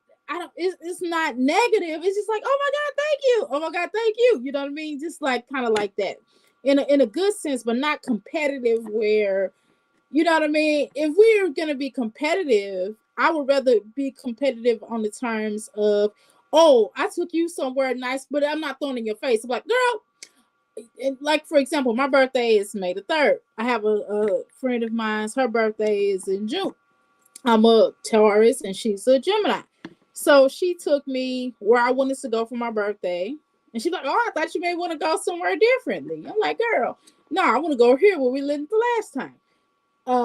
And I said, next year we're not going here. They didn't taste good. They did the first time. She said, I know, right? So this year for her birthday, I'm gonna do whatever she want to do, and it probably funner than what I wanted to do, because at that moment, right? But that's a good competitor, because she's getting a win out of it. I'm getting a win out of it. We're both getting a win out of it. I don't mind a win-win. See, even on the terms of manipulation, right? So even on the terms of, I don't mind a good old manipulation if it's good, if it's if I'm getting something out of it. Those Geminis again. Yes. I don't mind a great manipulation. Let me explain to y'all what I mean. For example, my mother would be like, I'm telling y'all my business, my family business. Okay, but I'm gonna tell you anyway. So my mother would be like, okay, we're gonna go shopping. And I gotta sneak these bags in here. You got to help me sneak these bags in here, because I want to hear your daddy mouth. So I'm gonna buy you a whole bunch of stuff too, though. I'm gonna buy you as much stuff as I buy you me. Now, that was clearly a manipulation, but guess what? I got something out of it. That was a great manipulation. So I would end up trying to bring the bag. And of course, my father would always catch me. He wouldn't say nothing. Now, he'd be like, he said, yeah, I always go and shop. He didn't say nothing. He'd be like, here. And he'd be like, don't tell your mom. I'd be like, okay, you know what I mean? but great manipulation, right? Because I got something out of the deal. My mom got something out of the deal, right? She got with my father. She like, oh, make sure you get the credit card bill and bring it in here. You know what I mean? So my father wouldn't see. We just spent up, we done bought up the house. Those are great forms of manipulation, right? You getting something out of it, I'm getting something out of it. I don't mind those kind of manipulations, but I just have to know up front. You have to let's be honest with each other. Let's talk about it, right? I'm okay with that, but I don't want to be manipulated and I don't get nothing out of it. Okay, we all have to get something out of it. Yeah, it's an exchange. Manipulation is just making something move. We're asking in a persuasive way. So those aren't bad, right? So, but anywho, I don't want to be in another relation. I don't want to be in another friend. I don't want to be in friendships where I'm being manipulated, where I feel like the person is always it's one sided. I don't want to be in one side. I'm not in a one side marriage. I don't want to be in one side relationships. I don't want to be on one side with my children. You know what I mean? I'm not saying that we all have to be equal all the time. I'm not saying because sometimes in a friendship, sometimes it might be your turn to listen to that person. You may not need to talk at all. They might be coming to you because they need your advice about something. They want you to just be they don't need your advice. They may just want a listening ear. So I'm gonna shut up and listen to them and go, mm-hmm. And you just be there for them. Sometimes they might girl can I come over and they just might want you to just be there for them without responding, without judgment, without listening, without going there, but just listening. Right? And then other times they may say, hey, I need your advice, right? Or it might be times where I might need to come to them about something. I need their advice, or I might need their listening ear, or whatever. And sometimes a person might need to give this or give that. I mean, marriages are like that too. Sometimes, I might be really need to be vulnerable with my husband. I might be like, baby, I'm having problems. Let me talk to you. This was going on. You know what I mean? I talk to him. I say, hey, this is what happened. Blah, blah, blah. You know what I mean? And I might have to lean on him a little bit more than usual, right? Or at times where guess what? I need to shut up and he listen to him and need to lean on he need to lean on me because he need me in this moment. And those are things, a lot of things that I've learned about marriage, especially when you nurse people back to health. I've been nursed back to health. My husband had to get nursed back to health. We've nursed each other back to health, right? And when you see a person's vulnerability, you learn so much more about them. You learn so much more, and you can appreciate this. And it's not that you want to see a person vulnerable, or you feel like this is the only way you can get affection. And if you feel like that, then y'all got a problem, Jack. Y'all got a problem if you wait for a person to be vulnerable. And I think with that situation, with that fake friendship, or going back to that fake friendship, y'all, back to that fake friendship, I think that she felt like that was a vulnerability of mine, and it wasn't. How's it a vulnerability when it was a step up for me, right? But she didn't understand that, and she was trying to poke at it, trying to figure out. And you ever had those friendships where a person where where you begin to find out where someone else comes to you and tell you, hey, you need to watch this particular person. Hey, you got to be careful. Hey, you got to be mindful and watchful of this person because this particular person is not it's not right. They doing XYZ, and you might be like, oh no, Sally Mae loves me. No, she's not like that. And then you find out later on, and then then she does something really foul to you, and you stop talking to her, and then you begin to think back to everything that she done did. You're like, damn, she was being messed up. Oh, girl, boom ba boo was correct when they said that. And so that's a lot of things I've looked upon it, because I think that sometimes me as a Taurus, sometimes I can be very dismissive of certain things in reality, because I am a person who is accepting of a person. As long as you honest with me and I know where I stand with you, I'm cool. I mean, you know, I have had friends from all walks of life, and what I mean by that, they've been into a lot of different things. I've had friends who were, um, rock musicians. I've had friends that was in a rock band, black female rock band. You know, back in the day, back in the 90s, that wasn't really heard of, y'all know. I've had friends who have has had different religions, different spirituality, married, single, worship a frog. I'm exaggerating on the frog. Okay, I'm exaggerating. But surfers, I've had different walks of life because Taurus, because earth signs, we're kind of like earth, we're neutral, we're chill, we lay back, we accept people, you come as you are. I'm like the church, come as you are. You know, as long as you're honest, as long as you let me know where it is, you don't have to tell me all your business, but just let me know where you stand. You know, you treat me, and then especially if you treat me decently, if you righteous, in a sense of treating me decently, you know what I mean? I'm not saying you got to spend money on me because I'm not like that type of friend, but you know, you care for me, you show me that you there. And I'm not saying you got to wake up at 2 o'clock in the morning and talk to me because I called you. If you sleep, you sleep. You know, but I'm just saying that, you know, honestly, I like to, you know, and to me, I'm gonna be honest with y'all. I have looking at my life, looking back on my life, I really can say that I've had probably two, other than family. Let's not talk about family other than my husband. But looking back on my life, I can say that I've only had two friends in my life. That's bad. I'm fat, 50 some years old. Two friends, two people, excuse me, that I would consider friends that have been really there for me, thick and thin. Um and that where I can really have, maybe 2 to 3, 2.5, 2.5.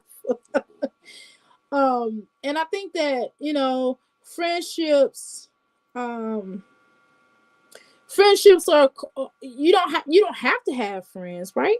I don't have to have a friend. I don't. I am a loner by nature. I'm a Taurus, y'all. I'm a loner by nature. So you don't have to have friends, but I think that if I do have to have, if I find people that are decent, that want to change, that want to do something good in their life, that want to whatever, that's cool, that be there for me, that's not backstabbery, uh, that's not jealous hearted, that you know, scheme on me, plot, you know, that kind of thing. It's not negative, it's not one sided. And I come across someone that's cool and we vibe, then that's what's up. It's beautiful. But then, but I'm not necessarily looking for friendship. You know what I mean? But if it comes my way, I'm not gonna be like, oh, you're so free, don't be hurt. You know, I'm not like that. I don't, I don't feel like that, and I don't think like that, right? Um, but I think that in certain cases, I think that people do you have to be careful of people who look for vulnerability. You have to be careful of, because if they do that in a relationship, and you have to pay attention. I wasn't paying attention to the signs, so let me break that down. When she was in relationships with, I'm going to answer that in a minute. That's a good question. Um when you in relationships, when you've seen them in relationships with counterparts, and you see how they treat people in the relationship during the counterparts, you gotta watch them, because if they do this part, if they real, if it's not, if it doesn't make sense or logically speaking of how and why they're like that and them. And I remember this person, she told me, she said, what did she tell me? She was like, well, I mean, you should do this. You need to get this and this out of this person. And I'm thinking to myself, and then she said, well, I'm strategic in everything I do. I'm a chameleon. And I keep that always played in the back of my head, and it just made me go, you know what? I should have listened to her. She was telling me, but I wasn't looking at it. You know, I'm just like, come as you are, like a church. Okay, here you go. Good job. I am hungry. Let me read this. Have you found friends here on YouTube? Oh, that is one of those questions. That's a good question. Um,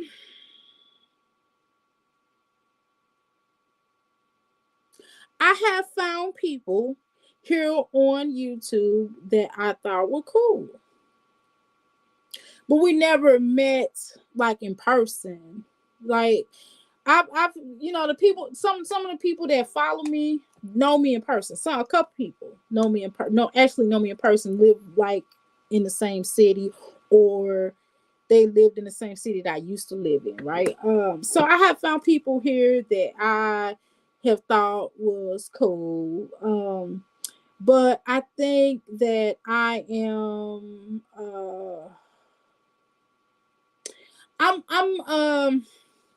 I'm a unique person,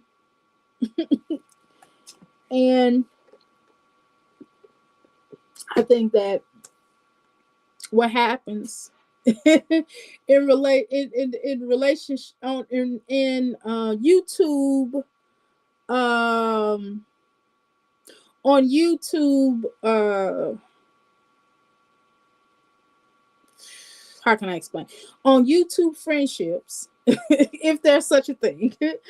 I think it's kind of different because you all are not in person. Y'all don't really hang out. Y'all probably talk on the phone. And I think it's not a fear of I feel like I'm being exposed if I tell them my darkest secret.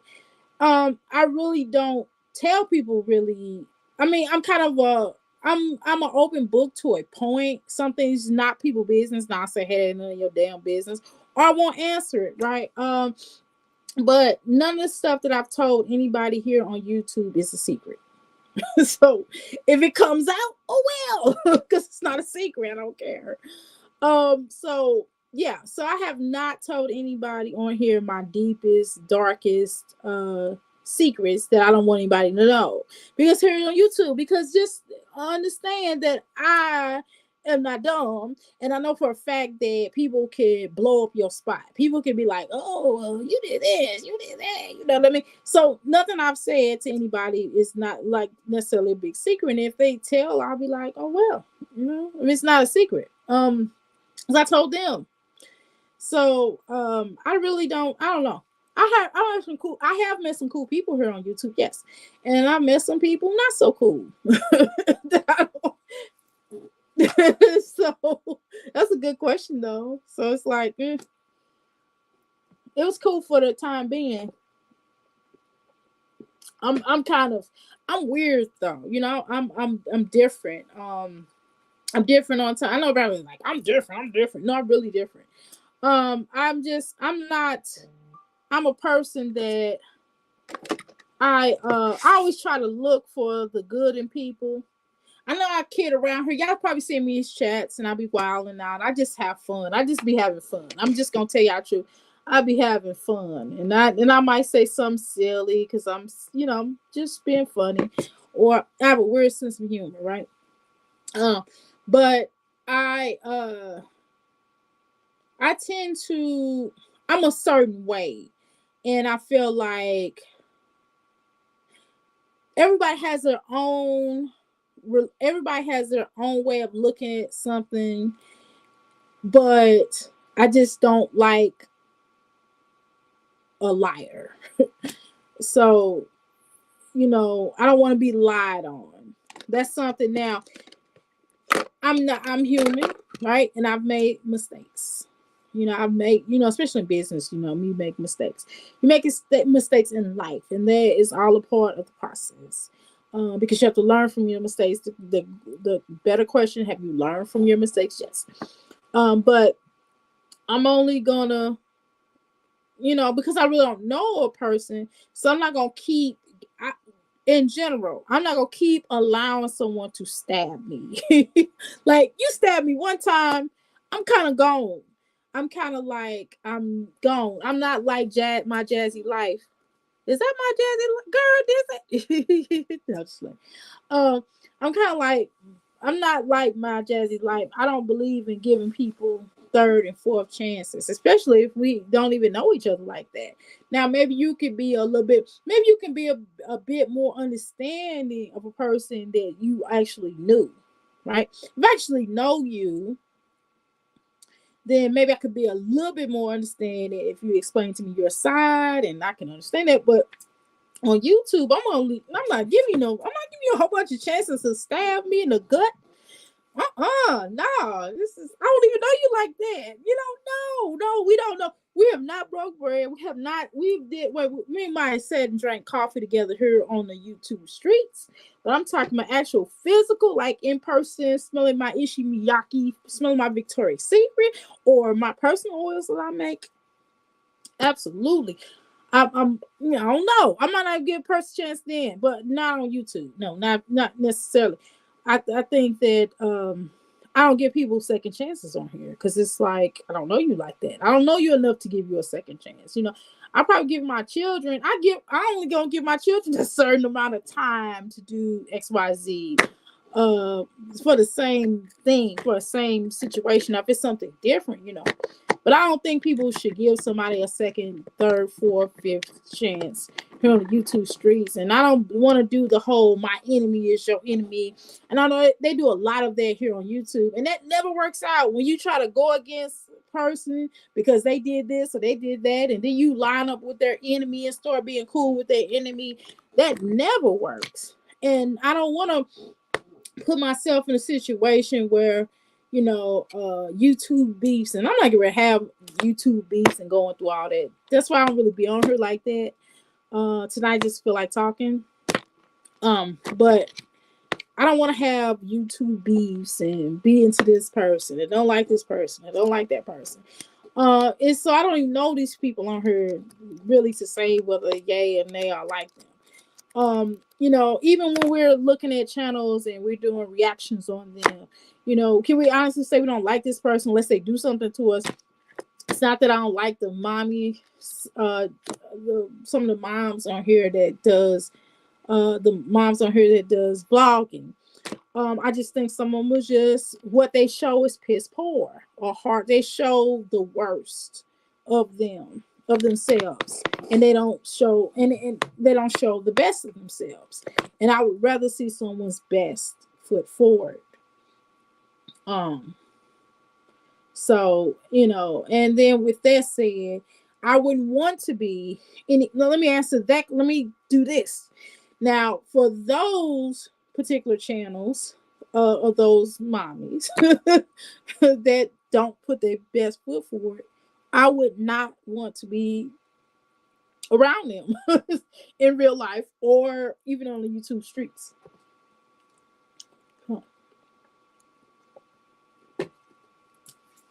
Yeah, so I don't know. I've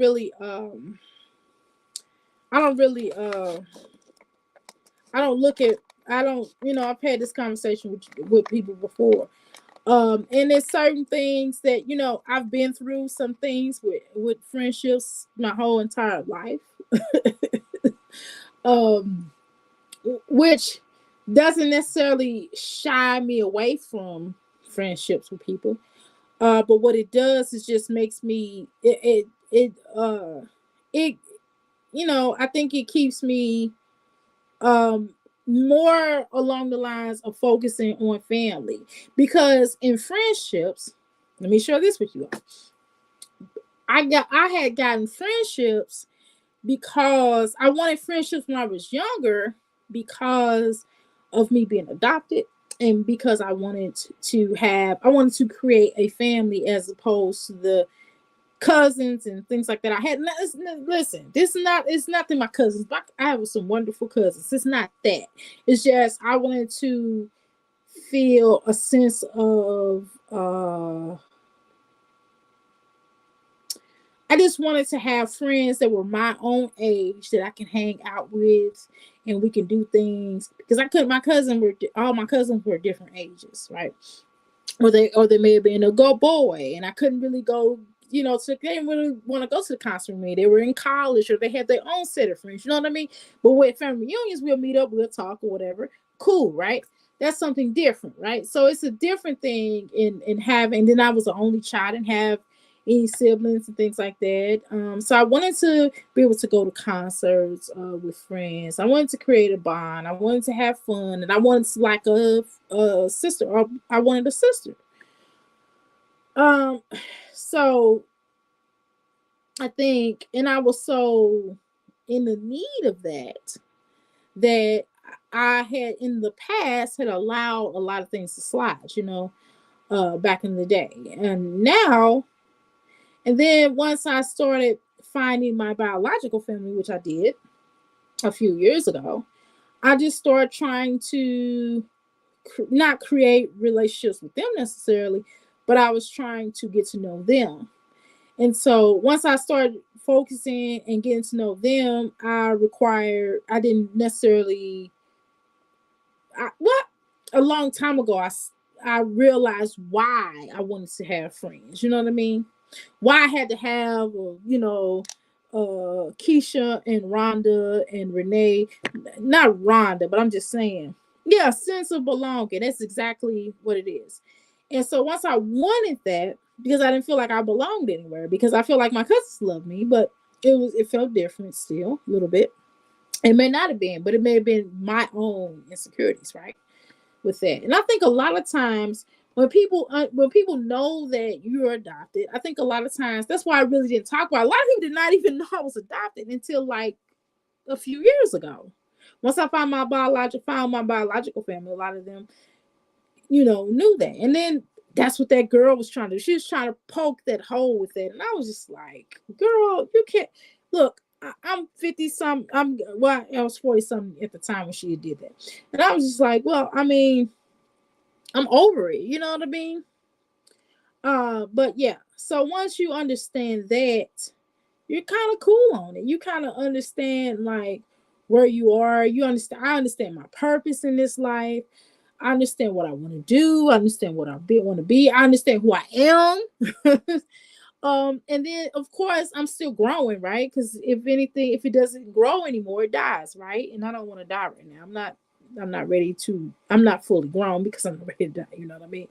Uh, so once you see that, and once you start understanding who you are and more of what you want to become, then you worry less about um having certain friendships. But I said, hey, if I want to have friendships, and it's going to be righteous type of friendships, and it's not going to be friendships based upon one-sidedness, jealousy, envious, silliness, and triggering friendships. Like that doesn't make sense. Who in the hell does that? Um, so yeah, I would rather have, positive, and just in general, I would rather just have positive relationships though. I would like to I don't want to I do have that already. I have positive relationships. I have positive relationship with my biological mother. I have a positive relationship with my father who raised me. I have positive relationships with my grandmother before she died. I have positive relationship with my children. I'm cool. I have a positive marriage, And I'm not saying everything is perfect, but it's perfect for me, right? So, when you go through certain things in life, you just kind of want to live a decent life. You want to do your job or whatever it is that you do, career, business, whatever, entrepreneurship, raise your children. If you have children, some of us don't raise children, some of us don't have children, but whatever it is, if you got a dog, a cat, monkey, whatever, and you want to take care of it, you have that right, and you want to do things that are healing to you, that you find pleasure. Like I like buying purses. I like shopping in general. So that's one of my pastimes, But did I ever really shop before back in the day? Probably not. I shopped a little bit, but I don't shop like I do now. I enjoy it. I love shopping. I love having nice stuff. Some things be cheaper than the other. Some things be expensive. Sometimes some things be cheaper, but it don't look cheap, Um, I want to have a healthy existence. I want to have healthy lifestyle, healthy relationships, healthy business, um, a healthy marriage. I want to continue to have that. I want to have a continued relationship. I have a great relationship with my father. I don't have mommy, and this is not for those, and this is not to put anybody down that does not have a good relationship with their father. It does with their parents. It does take work to have relationships with your parents, because your parents can sometimes, and you yourself can be something else, right? So I have a really healthy relationship with my father. Did it take a long time? Not really. I was always a daddy's girl, but but but it's certain things that you understand more when you become a parent. You know what I mean? When you become an adult or parent, you begin, especially when you become an adult, when you begin to start understanding your parents, you begin to understand certain mistakes that they made, just like certain mistakes I made. My children are like, man, I understand. Now that they have children, they're like, yo, oh my God, like, I understand why you want my, I understand when you check me. Back in them days, you could, spank, and it wasn't illegal, it wasn't abuse. You know what I mean? Not, you gotta. Back in them days, if you beat your children, there's a difference between beatings and stuff versus discipline back in the day. Now you go to jail. I don't want my children. I want my 7-year-old. But back in the day, that was back in the day though. Not now. But certain things you understand that what your parents did, what they did. Once you start having children, you understand the positive points of what they did with you, or some of the negative points. And then you all discuss it when they get older. I discussed some things with my father that hurt my feelings, and we healed from that, and he apologized to me, and I also had the whole same thing with my children. I'm like, oh Lord. And you just have to kind of sit there and go, you know what? I apologize. It wasn't like that. You can explain what page you was on at that time, and explain to them how you felt in the moment, and let them express themselves. First, you let them express themselves, then you get out what you need to get out, and then you explain. And then at the end of the day, you should apologize. I mean, if they felt wrong, even if it wasn't your intentions, and sometimes children, or sometimes that person just want to hear, "I'm sorry," and that's something that I had to do. Shoot, I'm a Taurus and we're stubborn. So I had to bite the bullet. I'm like, what do you mean? You know what I mean? And you just go like, you know what? I'm sorry. And so now what that did was that healing did a lot for them. It helped to whatever wrongs that I might have done. And it may have been in their head. It didn't matter. Right? It still was hurtful to them, right? But it may not have been like that on my end, right? So you had to heal from that. How you doing? Hi, I'm hungry. Hi, hey. I forgot my sister in here. I'm hungry. Yeah, how you doing? Ashun, you mean? So yeah, Yami. So I think sometimes that we have to do certain healings. We have to work on that, and so now what I'm trying to do, and what I've learned from raising my older children, because I used to say my first set of children, I asked my children, I said, did it bother you when I say my first set of children? It's like, no, we were actually your first set of children. So whatever. Well, for the purposes of YouTube, I'm trying not to say my first set of children, because I don't want to make it like I used to play when they say that. I don't want to make it like, and they probably was playing when they said Papoose and Remy Ma, when they was like they called their child the golden child. The youngest one, because he was younger. But I realize certain mistakes, like if I make a mistake in the moment, a lot of times I will the extra 3. No, I don't like out of the extra 3. No. No, here not the extra 3. They're like totally two different generations. Like I like the 30-year-olds and the one that's 20-some-year-old. He about to be 30-some-year-old, and then you got the 7-year-old. That's like 2 different complete situations. They're all my children. They all got that in common, nevertheless, but they like different generations, right? So you know, so what I learned from that is like in the moment, because it used to take me a long time to apologize. Now, just apologies are nothing. It's just a part of life. So I'm like, you know what, son? Like my son to do something, or I do something to hurt his feelings. I'm probably gonna have to apologize tomorrow, y'all. Oh, let me tell you what I did. I'm probably gonna have to apologize. He was just doing okay. So yes, I got big children. So the little 7-year-old, he was told not to play a particular game on his Xbox. So dad called him. So my husband called him. So he's like, boy, did I tell you yesterday? He just said, hey, I told you not to play this game. Yesterday he did it. So he deleted it off. He said, yes, sir. He's like, yes, sir. So my husband deleted it off. And that's it. So today, of course, you get notifications on your phone. If you're, with parents nowadays, I hope everybody has notifications on their phone.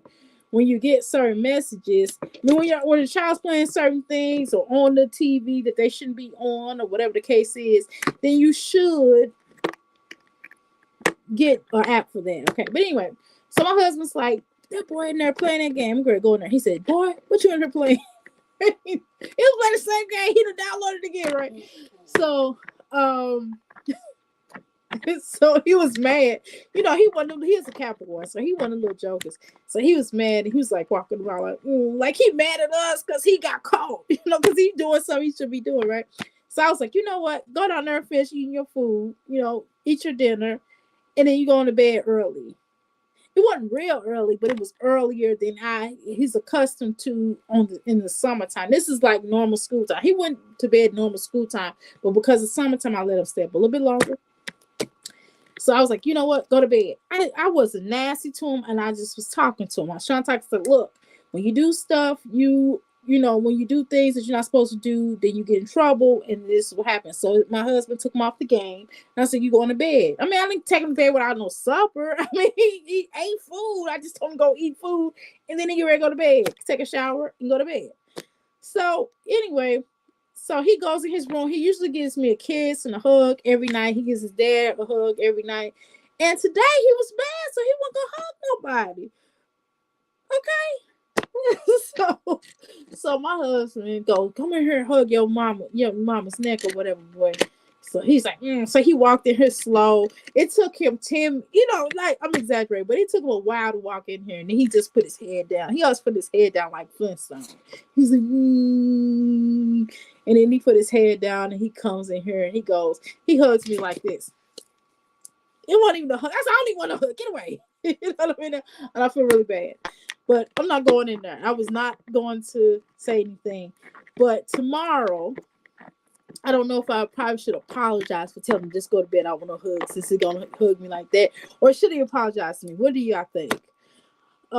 Because, again, I turned over a new leaf. And, with the younger children, even with your children, even with your parents, if you have a sibling, and I'm sure your parents were lighter on that youngest child than they was with the older children. And it's not favoritism in most cases, but in this case, it's just they're younger, older, So I don't know. In different generation, and when the older you get, the more either. For me, I think the older I've gotten, and I have to be less the disciplinary action because my husband's in the home, and don't get it twisted. They had a father in home too. My older children did, but it still was different. He was more I was more the authoritative figure than he was, but that's another story. So I don't have to be anymore. So I don't know. I'm gonna play it out. I'm gonna allow him to apologize again because he did not apologize today. Well, yesterday. You think I should apologize? I'm not apologizing. Why should I apologize? He the one that got caught playing the game. He got caught playing the game. I just told him he act like he didn't want to give me no hugs. I just told him to go to bed. I didn't yell at him. I wasn't yell at him. I didn't say I wasn't mean to him. I didn't yell. I just said go to bed. You don't have to give me no hug. Good night. You know what I'm saying? I'm just gonna play it by ear. I'm gonna see how he do tomorrow. And he could probably more than likely I'm gonna let him play the game tomorrow. But I'm not gonna be mean to him, which I'm not, which I'm never not. I don't want to be mean to him. It's not necessarily being mean. My husband gave him some money. There was his allowance. He didn't give it to him because he said because he got caught playing the game last night. Why do I have to apologize? I'm not the one that got caught playing the game.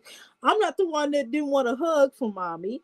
You know what I mean? I was open arms. I was gonna give him a hug. I always, even if we check him, we still hug him. We still give him a hug, but he didn't get a hug today because he didn't want to give a hug.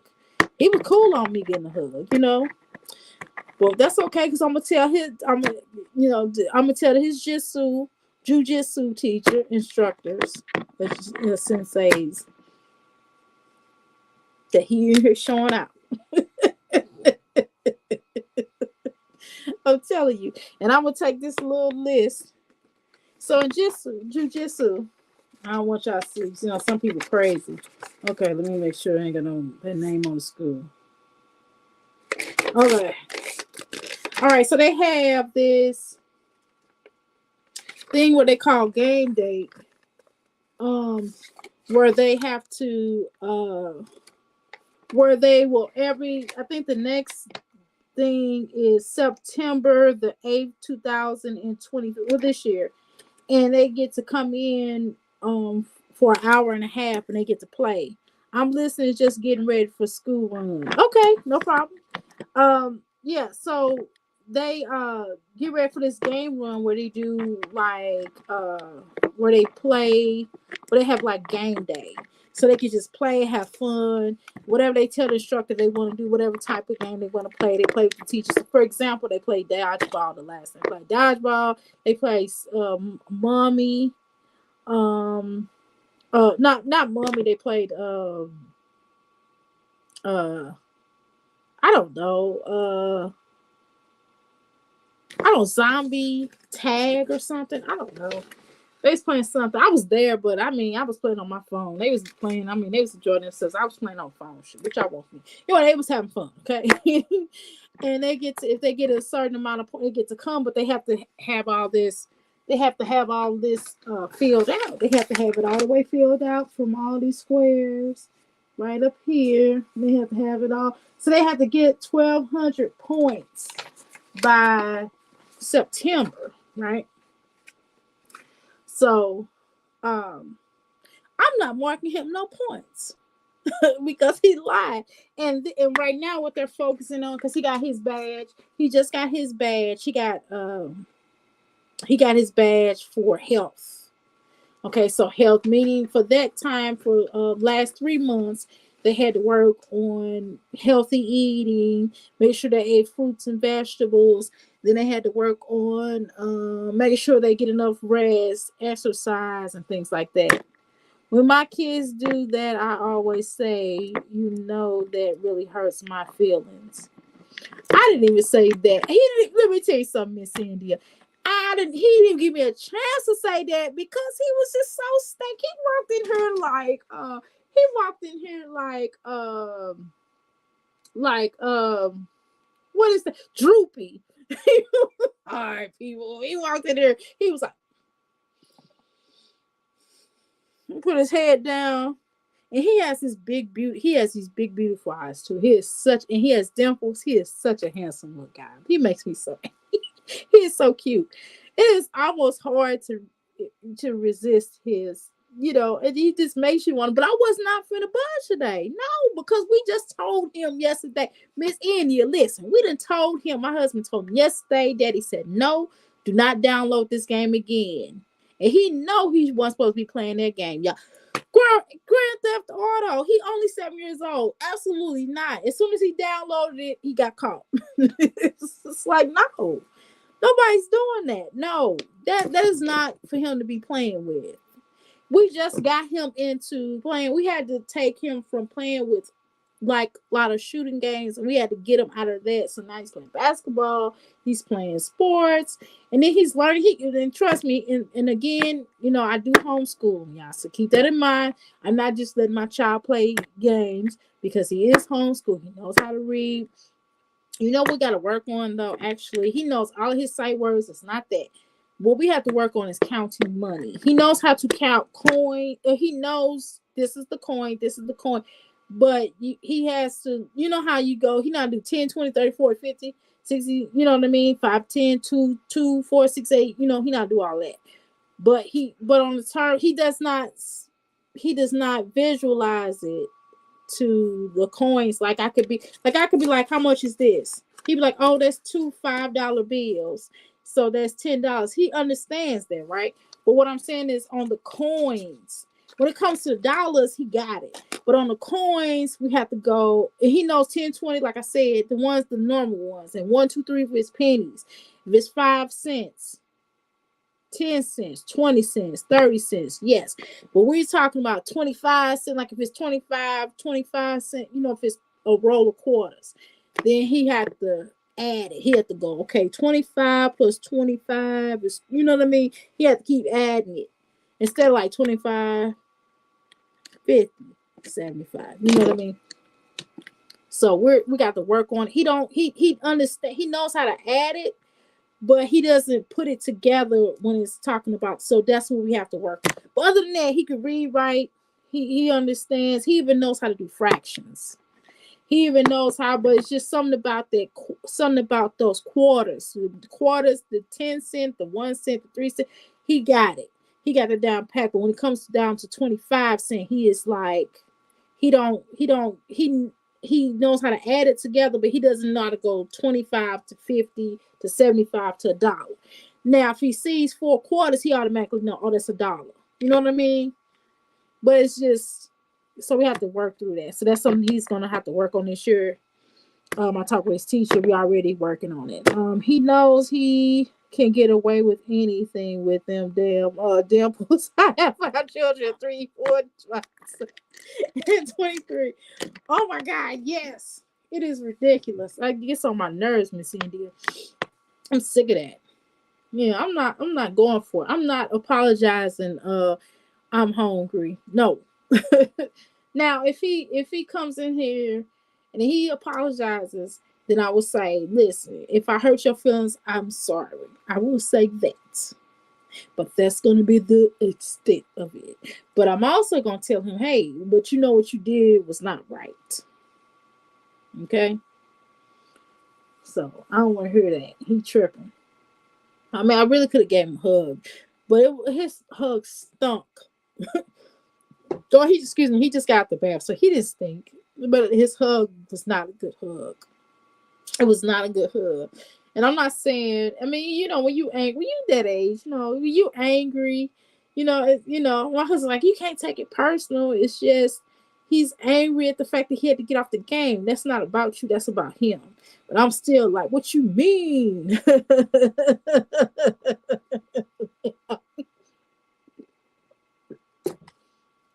Whatever, I'm hungry. Yay. But that's it. That's about the best I'm gonna do. But back in the day, my other children, back in the day, you know, I was younger. I was in my 20s and 30s. I was like, look, you ain't gonna do that. Go. I don't care about your feelings. You know, that was back in the day though. Now I just be like if my children now call me and they're like, Mom, you hurt my feelings. And they're grown now. I'll be like, I'm sorry I hurt your feelings. I wasn't trying to hurt your feelings. However, I apologize if I hurt your feelings. However, blah, blah, blah, blah. So, you know, I've gotten better. And I really want to hug her. And I hug now. My daughter calls me every day. And she's like, I love you. I love you. I love you. I love you. And she stays around the corner. Can I come over? I'm like, yeah, you can come over. You know. But, yeah.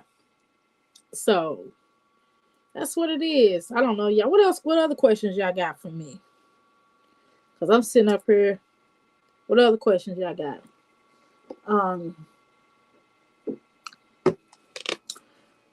I gotta I ain't gonna tell y'all that. I gotta pay off my credit card bill. Oh my God. I think I spent way too much like these last 2 months. I mean, okay, I'm lying. I said last 2 months. No. Ever since my birthday month, I went crazy on buying stuff because they have had good sales, y'all. You go online, they have had, I'm hitting these crystals together. They have had really great sales on stuff online, and I just been buying cute stuff. I need it, and I just wanted to have a combination of stuff. Like I wear oils, and I wear my lotions, my shea butters, but I bought some Victoria's Secret too. I bought some more Victoria's Secret. They got some vegan Victoria's Secret products. Y'all seen it? Anyway, so I just been buying a little stuff and trying out little new styles and different things like that. So I'm going to work. So, but y'all know school's coming up. Although my son is homeschooled and online, so that's a weird thing I have to do. He's in a private online school as well as me homeschooling him as well. I do both. But even with that, I still have to buy him new clothes. We still have to. I don't have to. My husband does. But I still end up buying some stuff too, because my husband will buy stuff and he's like, I'm just gonna spend this. And I just be looking at him like, no, I'm gonna spend extra. But I have to still get him some clothes. So I'm just trying to get my stuff out the way before I had to get his stuff. Because he got brand new clothes in there that he can wear for school now. Because when you go to the park and you don't put I don't put him on his nice outfits with the park. He's at the park. But I don't sit on a little bummy, but I put him on stuff that's reasonably nice dress, but it just I wouldn't put him on his dressy stuff to go to the park, especially the water park. Because all he gonna do is he's gonna take off his t-shirt and just wear the little shorts and get wet in it. The water park, you go through the little sprinklers. And actually we do have a swimming pool where we go. I've never been swimming here. It's just I don't know. I would rather go to a YMCA. So I think that sometime this year I'm probably going to take him to go get some swimming lessons. Because I don't want he's like, well, where we go? He don't want to, he really don't. And let me be clear. I don't really want to get in the pool over here. And it's not hood over here. It's not disgusting. I don't know. I just think about pee in the pool. I know y'all saying the chlorine clear it out. It's just, I don't know. I don't know. I don't know how. I don't. It's a nice setup and everything. I'm just not comfortable. My grandson had been over there. My daughter, my grandson, and my daughter be like, "You can come in and run over here." I'm like, no. My grandson. My son is like, "Mommy, are you gonna teach me how to swim?" I say, "No, I'm gonna take you to go get lessons." And he's like, "Well, I don't want to go swimming until I get my lessons." I'm like, "Okay." That makes sense, So I haven't taken him over there, and to be honest with you, I really didn't want to anyway. But yeah, so it's clean over there. It's just I don't know. I just still think about piss in the pool. I want to get piss in the pool. I know chlorine. I get it. I don't want to. And I haven't went swimming. I haven't went swimming in a long time since my locks have been really long. And then when I've gone to the beach, right? I've gone to the beach and got in the ocean, but you don't have to. You still wash your hair, obviously, when you go in the ocean, but you don't have to wash it as like you would if you do chlorine. And then y'all don't see. I don't think y'all can't see how my hair. This is this braided up. This is not as long as how my hair is. My hair come all the way down. If I unravel it, which I don't feel like doing it now, it comes all the way down to my butt. See, let me just pull it in front. See, I can see it. See, it comes all the way down here.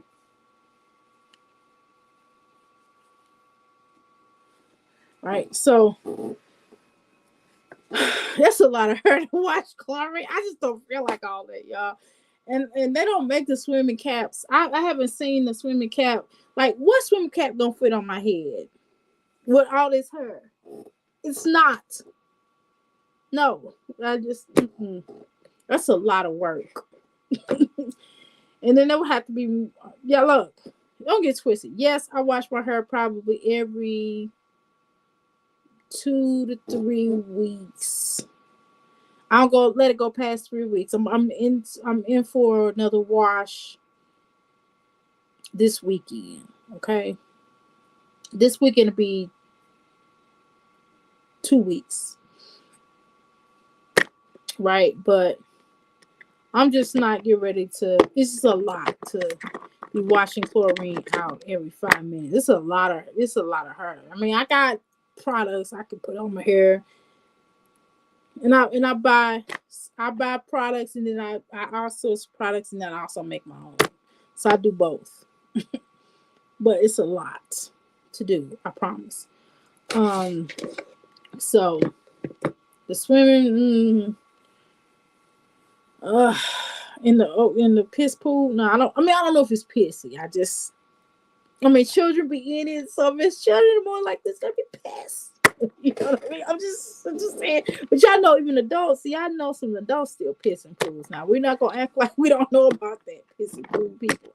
Okay. And I just feel more comfortable if it was my pool alone, because I know what. But I don't know. You know how some people, like my dream home. This is something. Have you ever thought about this? Like my dream home wouldn't necessarily have a pool, though.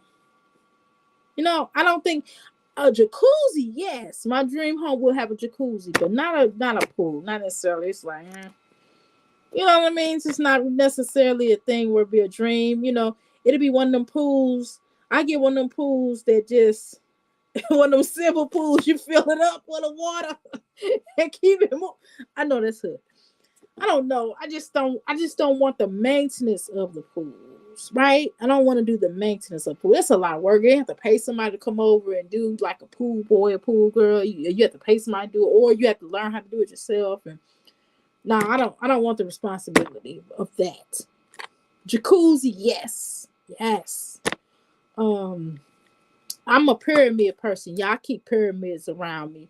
I got pyramids. I got a 7-foot pyramid that I get up under and do meditation. I got a ground pyramid downstairs, and I have a lot of pyramids in my healing center as well.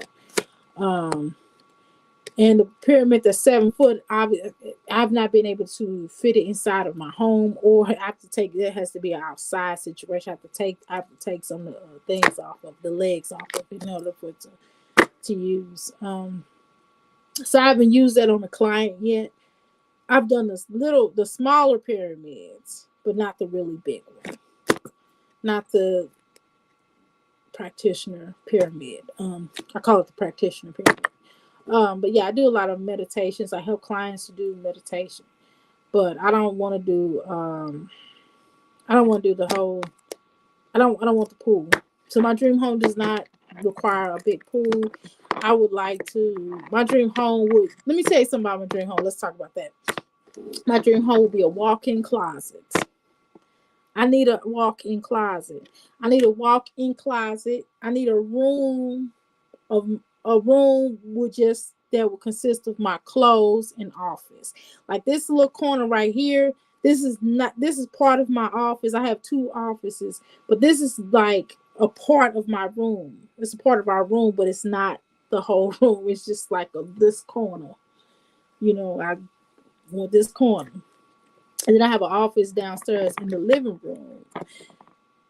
It's not a little corner. It's like I have a it's like a L shape. It has a computer, etc., etc. That's why I got all the cameras and all the good stuff down there. But yeah, I wanted my own office inside of inside of a room that has a walk-in closet. That would be a dream home. And then I would like a basement, a finished basement.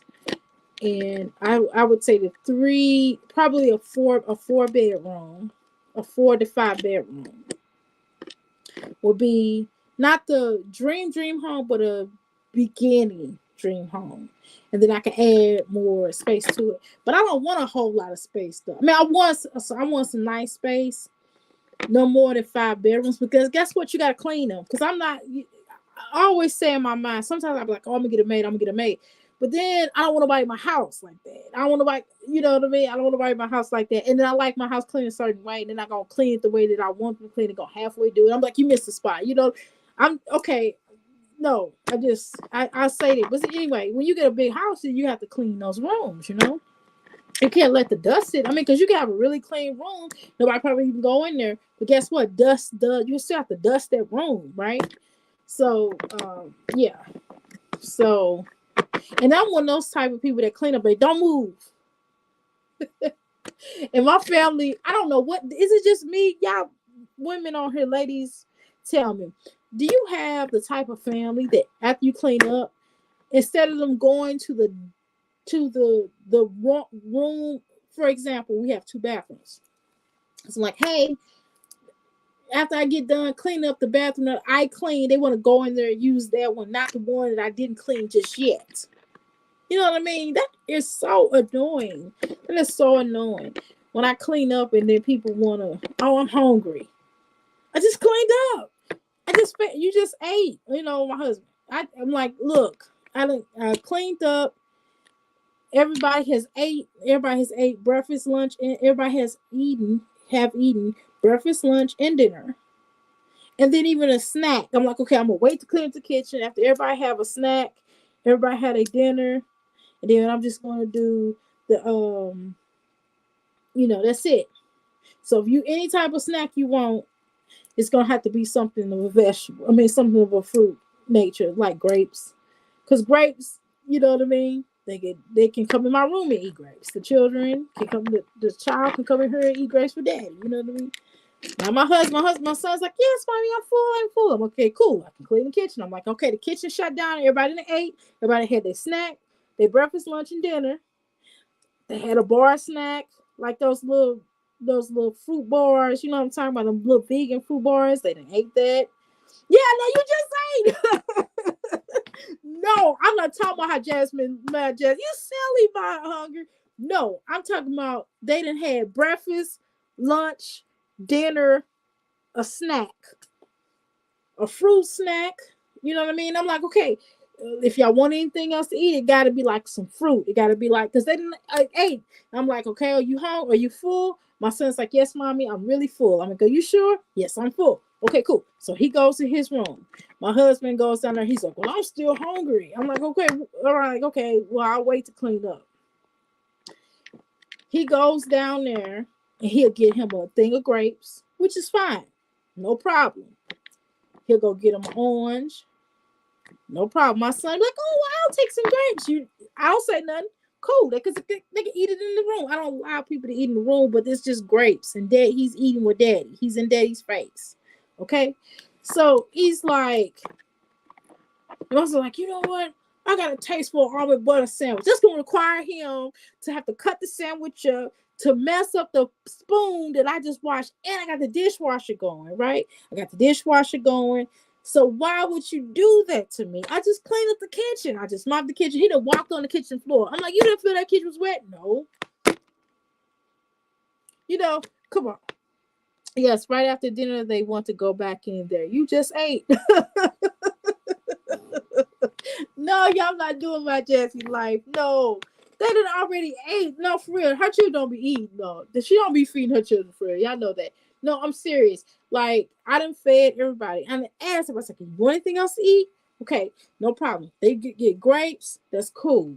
They get like, you know what I mean? Like any type of fruit. Because, you know, he see his daddy eating, so of course he gonna want something. No problem.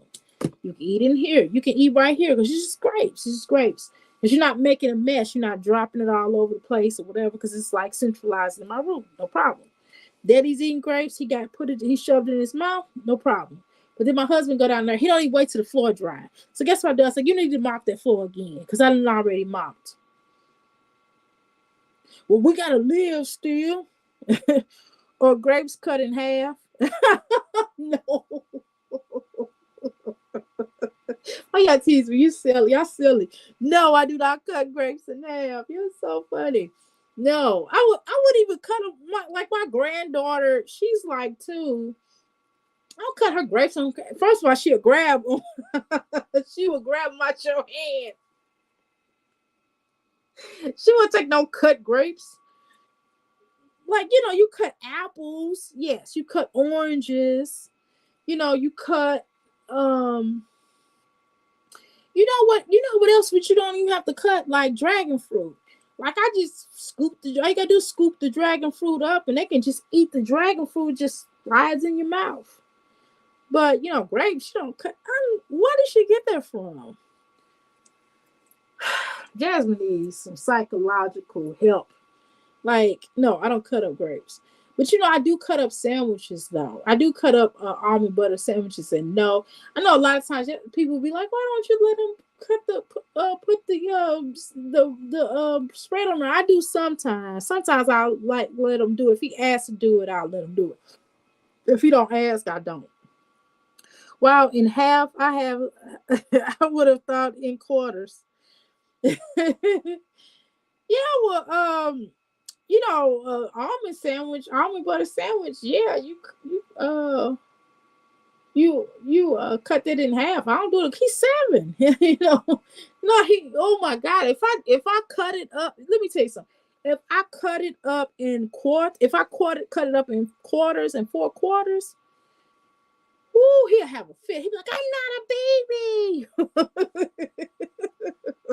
He will have a fit. You hear me? No, I just do it in 2. And sometimes he don't want to cut. Sometimes he be like, "Don't cut my almond butter sandwich." No, I didn't want to cut. My husband like cut it anyway. I'm like, he doesn't want to cut.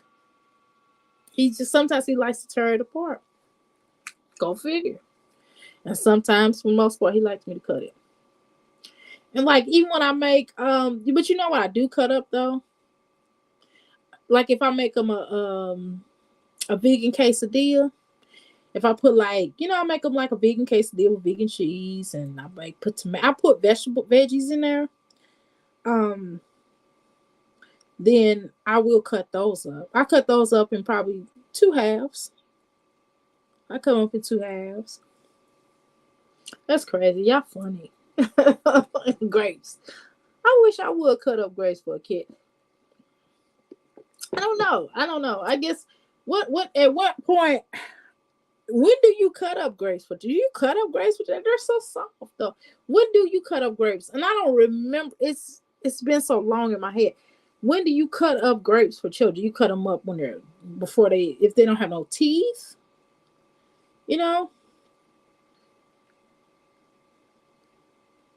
Oh no, not just soft tacos. Yeah, but see, you know what I do with mine? Actually, I put them on. I put them on a skillet, and I actually fry them.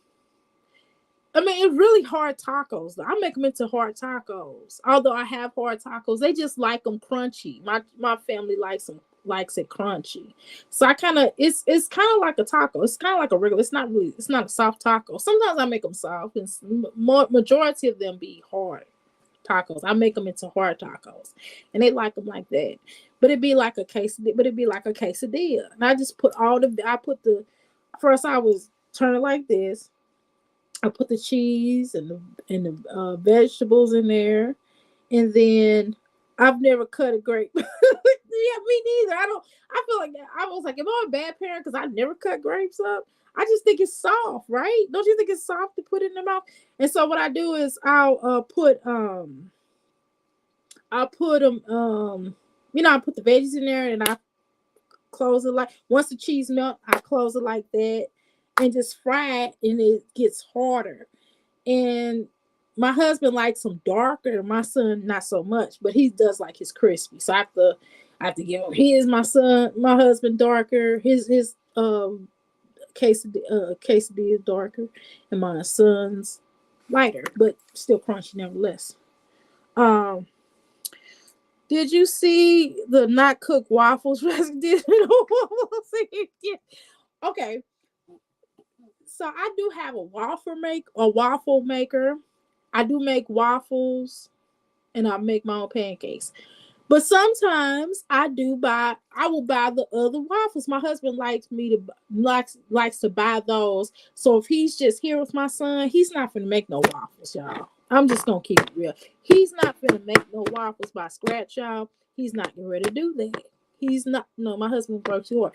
He will cook for him, but he's not ready to make no waffles. So we do buy the regular waffles, the frozen waffles. So my husband put them in the toaster, and he'll let it get warm, but it be cooked. If he cooked, it don't be looking like that. But if he makes breakfast for my son, he is not finna bake. He's not getting ready to make pancakes, y'all. He's not getting ready to do all that. I'm just keeping it real. He will take that frozen waffle out the oven, okay? I mean out the freezer. So I do keep them, because my husband likes to do that. Do you mean medium rare waffles? No, they got a crunch to them. They taste like if you got them at like if you made them by, if you put them in the waffle maker, they're just like that. But I mean, when I put them in a waffle maker, they are messier. They're not like all when you buy them at the store, they all made alike and they all the same size. When I use that waffle iron, it tastes good nevertheless, but they don't be all pretty and stuff. And the only time they be pretty, I have to cut off the sides. I have to cut off the sides, but they taste good and they're healthier because I use swelt waffle. And I put actual blueberry in there and stuff, blueberries or strawberries or whatever. But yeah, if my husband make them waffles, I mean they cooked because my son wouldn't eat them. I mean, I don't know about her children. They eat raw waffles. No, he's not eating no raw waffles. No, they got to be cooked. But my husband, he putting it in a. I'm being honest with y'all. He put them in a toaster. He putting them in a toaster. I'm just gonna keep it real. They didn't look cooked at all. No, Jasmine can't cook. Jasmine can't cook to save her damn. Y'all know Jasmine can't cook. Bless her heart. Bless her heart. I'm rubbing my head. I'm like, bless her heart. She could not cook. Oh my God, y'all. She cannot cook. She don't even know how to comb her hair. She don't even know how to put weaves in there. I mean, she don't even know how to put I said quick weave. I mean, she don't even know how to put wigs on her head. I don't know. Do y'all watch Chrissy? I don't even watch her no. I watched her. I think the last time I watched her, I'm subscribed to her, but I don't really watch her. I mean, the last time I really watched a video, and that was like the first, and I probably watched videos. I think the first video I've watched of her was when she was getting rid of DeMarcus when he had left her. Excuse me, no, she didn't get rid of him. He had left her, and that was when she was pregnant with the last child. And she was like cutting up her clothes. I was like, girl, wait. I remember when I typed something in, and I was like, well, why don't you just? And I think I watched Jasmine one time because I remember her. I mean, that was the last time I really watched her. I mean, I watched reactions, reactors that react on her. Yes. But I don't watch. I've never really watched her video per se. You know what I'm saying? That was the last video I watched of her, first and last that I remember. I don't watch any of them anymore. Right. I'm subscribed to Chrissy, but I just don't watch her. It's just kind of like I don't want to watch her. I just don't. I'm just gonna be honest with you. I don't. Now I looked at I think I watched Jasmine one time. I think I typed something in her chat. I don't remember what she was talking about, but I do remember I think I halfway remember my comment, and I did comment. I said, "Why don't you get counseling?" Or something. I said, "You need counseling," And she was like, "What?" That I was like, "I ain't been back since." And that's when I found the reactors. I think, yeah. So I found the reactors, and I was just like, because I had went to Chrissy's channel. I don't remember how I stumbled on her channel. I don't remember. And that was the first one. She was throwing all his clothes. I think I watched two. I think she was in a car and she was crying. And then the second time when she started talking about, this might have been the same video. I don't remember. And she was talking about threw away all his clothes. She cut up all his clothes, and I was like, "You need to stop cutting all his clothes up. Just give it back to him. I mean, he cut up his clothes for, and that was it. I wasn't playing. I don't even make videos about them anymore. Yeah, it's like, ugh. They get even a lot of our reactors. They're not even talking. They're not really talking about them for real no more. Not for real, not really, because they both because it's like the same old, same old. It's like pretty much what you know what's gonna happen. Like Jasmine's not gonna cook good food for her children, right? She's gonna keep on buying Chris stuff and not buying her children anything. And don't get it twisted. Like, I'm not saying that you have to buy your child stuff all the time. Okay. What I'm saying is, for me, I can't speak on other mothers. Okay, y'all. What I do is I buy seasonal clothes and I buy a whole wardrobe full of stuff. For example, my son got one drawer full of his summer clothes, and then he has a closet full of summer clothes. Okay. And then, you know what I mean? I buy them big enough for him to for it to last all summer. So he still got clothes that he have not worn yet. You know what I'm saying? So even when school starts, he'll have the new clothes that he's going to get, and then he'll have the clothes that he has not worn yet. You know what I mean? So I buy it in seasons. The tennis shoes, I'm gonna have to take him. He still have tennis shoes he have not worn. He still have boots he have not worn yet. And somewhat, well, one boot he's worn more than the other one. He probably wore the other boot like once or twice. The other boot he probably wore a little bit more because it's black. The other boot brown, the other boot black. So he wore the black boots more. He wore the black shoes more because they, match with more stuff. And he's like, he liked black shoes more, but I'll be making him wear the other shoes. But I'm literally going to take him to go get his feet measured because I don't know I think those shoes that he have now is a size 1. So I know he's not still in the 1. So I'm going to go take him, before I even buy the shoes, I'm going to take him to a place and I'm going to take him to one of these shoe stores and have him measure his feet. And then I'm going to take him to a Nike store, Nike outlet or whatever. And I'm going to have them measure his feet. And then I'm going to get him shoes a size higher than what he wears. Then we'll do like that because he grows fast. Anyway, I only watch through sectors, and I am limited my choices on what reactors to watch because not only are mommies predictable, but some of the reactors are these reactors. Yeah, I can understand that. But yeah, what I'm not getting ready to do, I just can't watch Jasmine so. I can't watch her through her channel. I'll tell you, I remember watching her one time, and and this was like a long time ago. This was when them twins was little. That was the only time I watched her one time, and that's when the twins were little. Like I said, Chrissy was pregnant with that little boy, with the youngest child, and DeMarco had just left her. DeMarco, whatever his name is, he just left her. She was in a car. She's doing car chronicles, and I was just looking. I was just like, "Woo, she ghetto."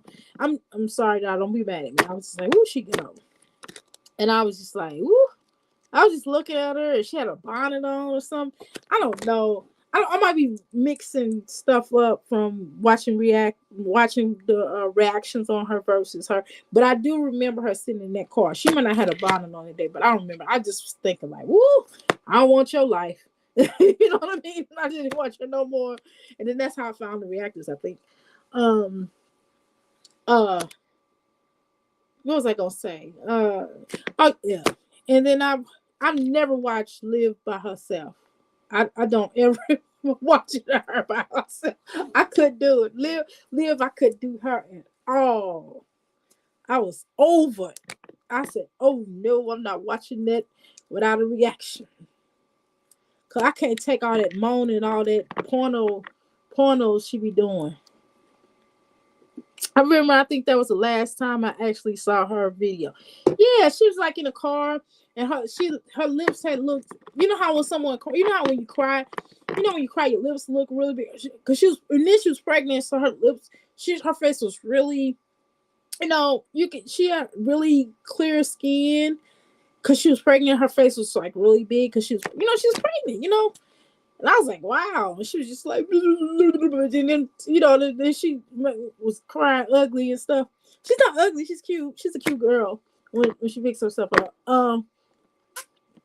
But she just, you know how you cry. I know I cry ugly. But you know what I mean? Yeah, she was really swollen. Her face was really swollen. It wasn't just she was swollen because she was pregnant, but her face was swollen too because she was crying. So it was, you know what I mean? You know how when you cry, your face be swollen and stuff, But she was crying. I was like, woo. It was just like a mess. And I was like, cut that out. I don't want to hear that. He's like, whoever left her, he a bum. Why would he leave her without them children? And then he's just like, cut that off. That's negative. I don't hear all that mess. I just got to work. You know what I mean? So I try to listen to it. I even try to pull my earphones. Hey, what you listening to that for?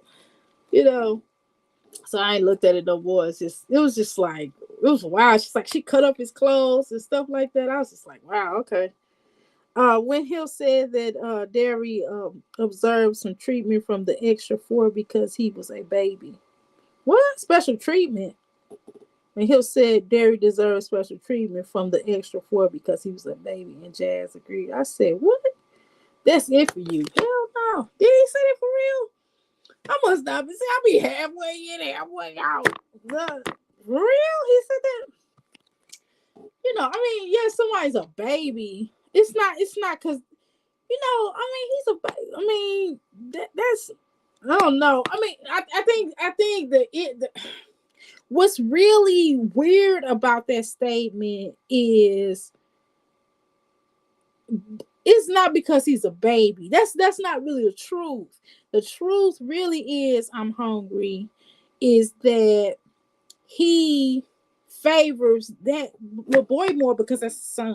He don't like them other children. That's really kind of what he really wanted to say, but he didn't say that. But to me, that's kind of, by you saying that he said that, to me, it comes across more so that he favors those children. He don't like those children because those are not his biological children. And yes, when the wide load said child support is a scam, that's what I clocked out. Yes, listen. Child support is not a scam. First of all, that's dumb. But I do know that the way that child support is done is just weird. It's like, it's like certain states and certain judges be like crappy. Like sometimes they'll be like, okay, I'll give an example. Sometimes they may say, well, you need to just take out the money and give it to them. And then they be trying to tell you how to pay the child support. I think some of that is dumb. Like, I don't think you taking care of your child is a scam. I think you're supposed to take care. I know you're supposed to take care of your child. The issue that I have with child support is that the way that sometimes the judge tell you to pay it. It's like, let's say that you have a job. They take it out your check, right? But I just think it's weird at how sometimes they'll tell other people, they'll be like, okay, we're gonna take it out your check. Everybody has different cases, and I think it's certain cases like, okay, we'll bring the cash money up here, and we will give it to the mom, and then she'll get it whenever. No, like, okay, so. No, why do I have to go through here to give the child support? Why can't I just send it? I have all my children, by the way, so I'm not doing no child support for no child, but I'm just saying I got all my children. Or they would be like, okay, so you bring a child support check up here, bring the cash up here, and then we'll take it to the mom. No, in some cases, yes. Okay, some cases I understand why the father would do that way. I don't like the courts telling them to do it that way. I like the father. If the father does like that, I could understand him doing like that because he wants to have proof that he is paying the child support. Because if you just send the mother cash, then they'll be like, that's a gift, right? No, for real. In a lot of states, I'm telling you, I've seen it done. I promise you. I used to work for in another life. I used to work for the child support, and I used to work for DSF. That's another story. Um, but I think there's some of that away. Some ways I think it should be used as protection. Sometimes those judges be lazy and they don't want to necessarily put an order in. So they will. That's what I'm trying to tell you. So sometimes they be like, I ain't putting the order in. You just need to do what you need to do. You know what I mean? So you need to just go through them and just pay the child support, and then the child may not get, or the mother may not get that money until like a year later. But I'm exaggerating, but they might not get it on time. You know what I mean? So for example, let's say that Ben and Renee go down to the child support. Go down to the child support court. Ben might be taking care of his child, and he get in there, and then Ben, they're like, well, Ben is like, hey, I've been paying child support to Renee, you know. And she's like, well, do you have proof? He'll pull out his proof. He'll have all his receipts. And she'd be like, those were gifts. I'm just trying to tell y'all. So that aspect is a scam. That part of it, not child support, but the judge. The judge not accepting that as part of the child support. He shouldn't have to back pay if he got his receipts. He done gave the woman money. He got all the receipts. She signed off on the receipt. I'm telling you, I've seen this. She didn't sign off on the receipts. He said, okay. And then they tell Ben, hey, you owe back pay. And it's like, how do I owe back pay? I've been taking care of my child, but I just want it on record. Or the mother got mad, or whatever the case is. She got mad, or he got somebody else and she got mad. I'm just telling y'all, on that level, what Chris talking about, he don't even pay child support. But I'm talking about the fathers that actually have paid child support, and then they go down there, and then the courts be talking about that's a gift. It's like, I've been paying child support all this whole time. That's something different, right? Or let's say you didn't do no receipts, and then the mother get mad at you. You go down there, you owe back pay, right? Or let's talk about the ones that the judge get lazy and don't want to write the order, and they be like, well, you just need to pay it through here, and then the father will pay it through there, pay it through them, and then the child support office will be hitting them back up like, look, you gotta pay, you have not paid for this month, and the father's like, I just did. And then he'll have like his receipt showing that he paid, and they be like, well, you need to send it here. And then the mother calling you, and then you go back to court, and then you're like, but I paid this child support. And she'd be like, well, I haven't received it. And then the judge was too lazy. I'm telling you, on a set, and the judge would be too lazy not to look it up to tell them, like, well, yeah, ma'am, we did get your child support payment for the month, but we just haven't sent it out yet.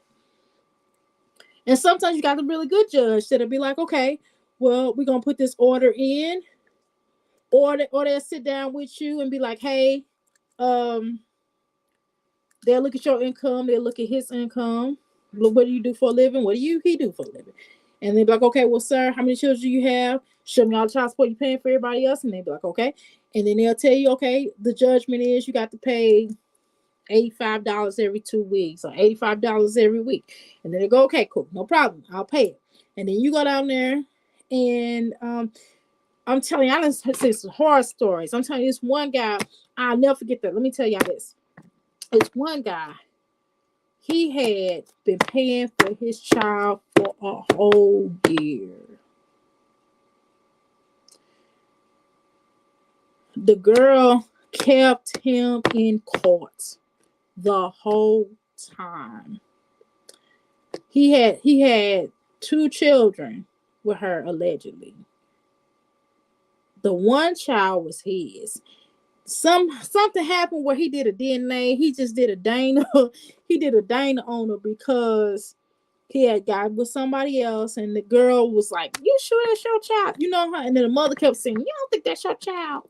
And he did a DNA, and then the oldest child was like 12. That was not his. The youngest child was. He had been paying child support on the child. That child was like 12, 14, something like that. Now, come on, y'all. Not stuff like that. You know what I mean? It was not his.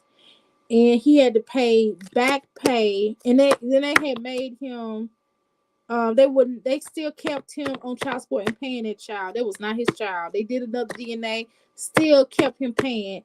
He wound up losing his woman. He wound up losing his job. I don't know what happened with all that. I don't know his personal circumstance or why to what when. Anyway, y'all, he killed himself. I mean, well, I shouldn't say that. He unalived himself.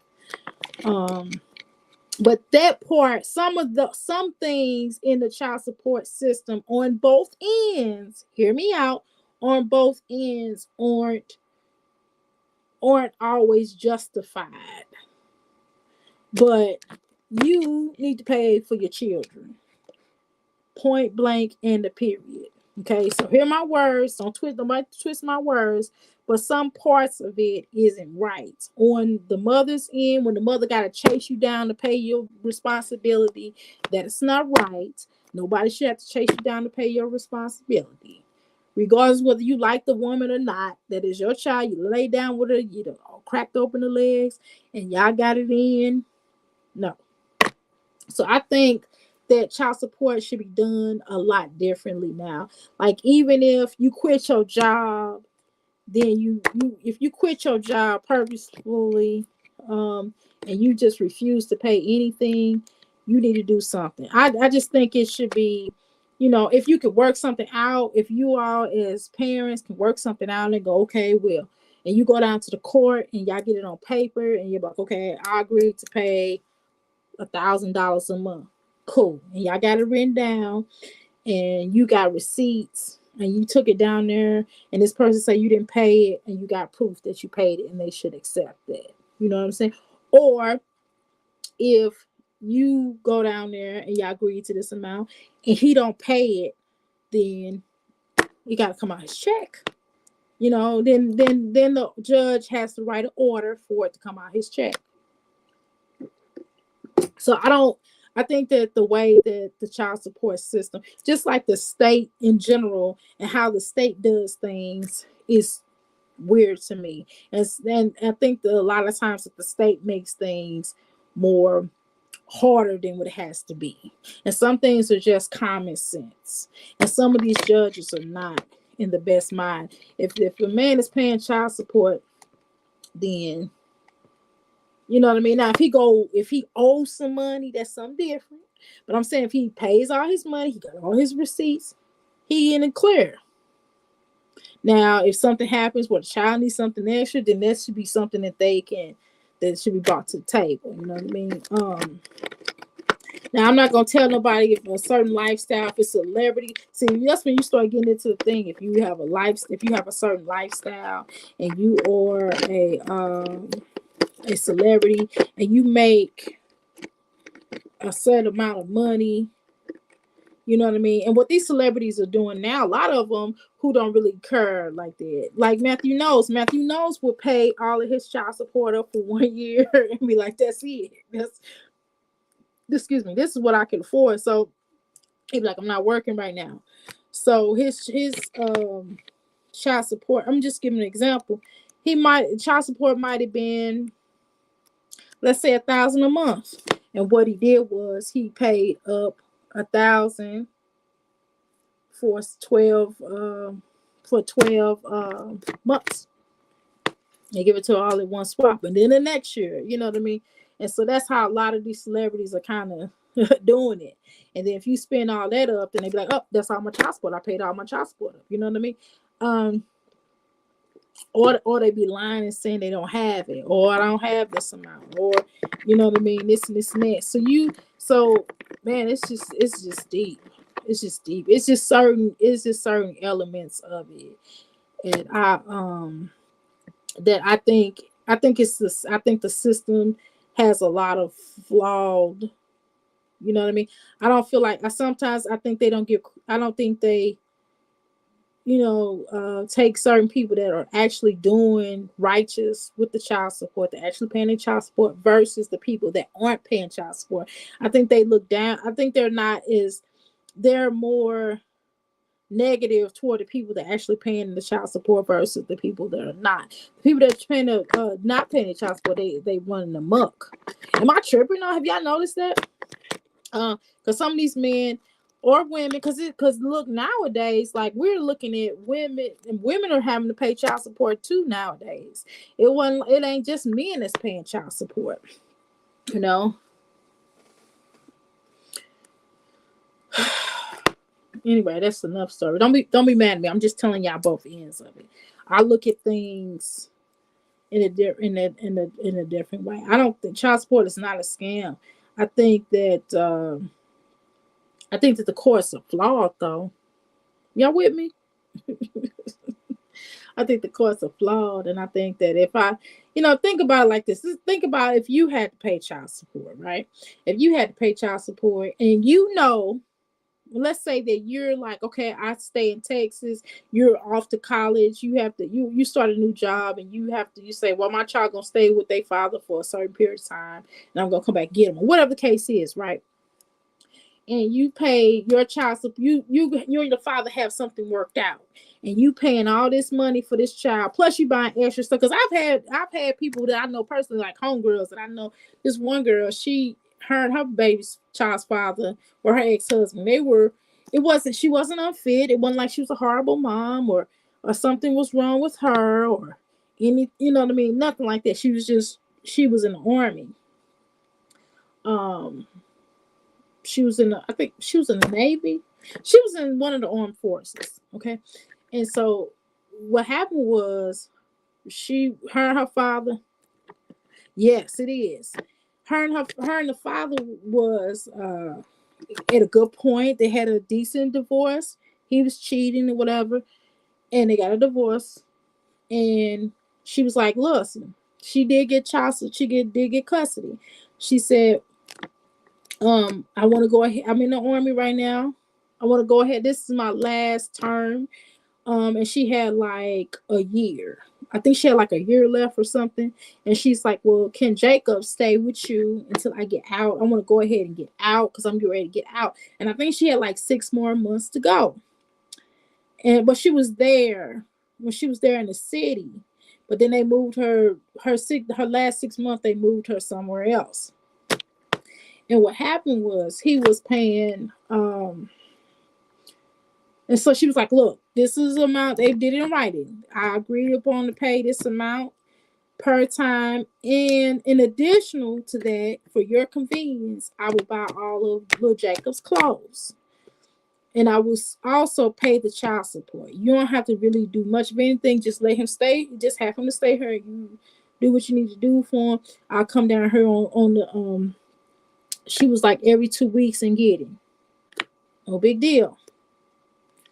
So once he met somebody else, once he married that person that he had cheated on her with, that person was pressing him like, he don't need to be staying here. She need to be paying you actual child support. She need to be paying you child support in the system. So she forced him to go down there and take a child support, and she went to child support court. She had all these receipts. She had everything. Like, I bought him this. She had all like the clothes she bought him on down to the amount and the letter and the authorized letter that they did. Like, I agreed to pay this amount for the child, and he agreed upon it. It was they went to a notary and had it notarized. They didn't go to the court, they went to notary. And then she was like, I just got 6 months left. The only reason why I'm doing this because I moved because I didn't want to take him out of school because it would not be stable for him. And I wanted him to finish this year out of school. I mean, this school year out. Don't you know the court took, I forgot what city this was shot. And I probably wouldn't tell you from there. But They took that child.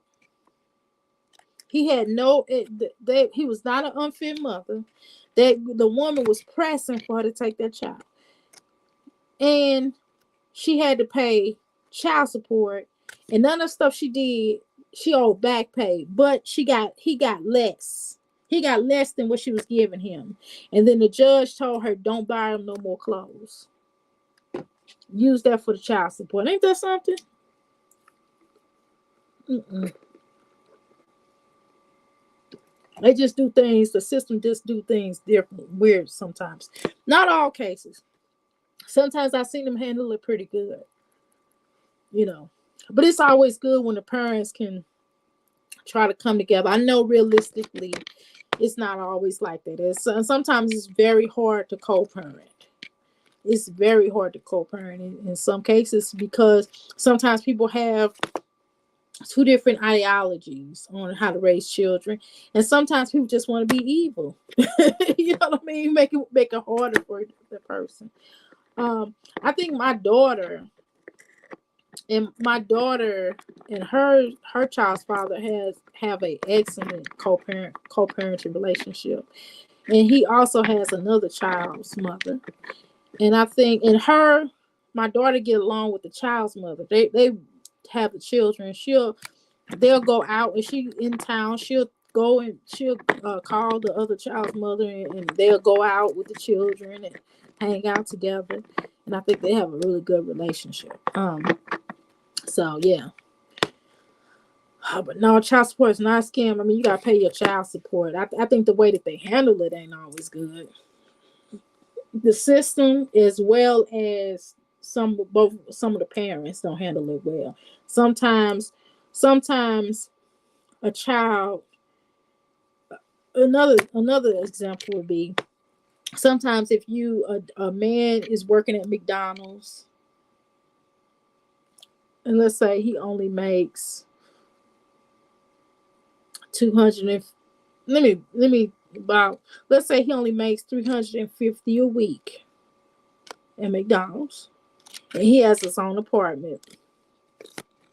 Well, he has bill. Let's just say he has bill. He has an apartment. He has a car, and he has to get back and forth to work. And he gotta live.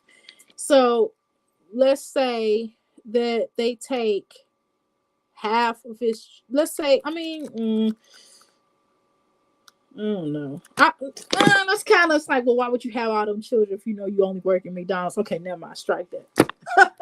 It's kind of like, but I think that child support should be paid, and I think that sometimes child support should try to make it reasonable, or they should offer some suggestions for the father to be able to pay it if he can't meet the amount of what the court is asking for, then he has to make some other arrangements, like maybe get a second job, or maybe get a job that pays more, or maybe he should talk to the court about lowering it right now until he can get on his feet.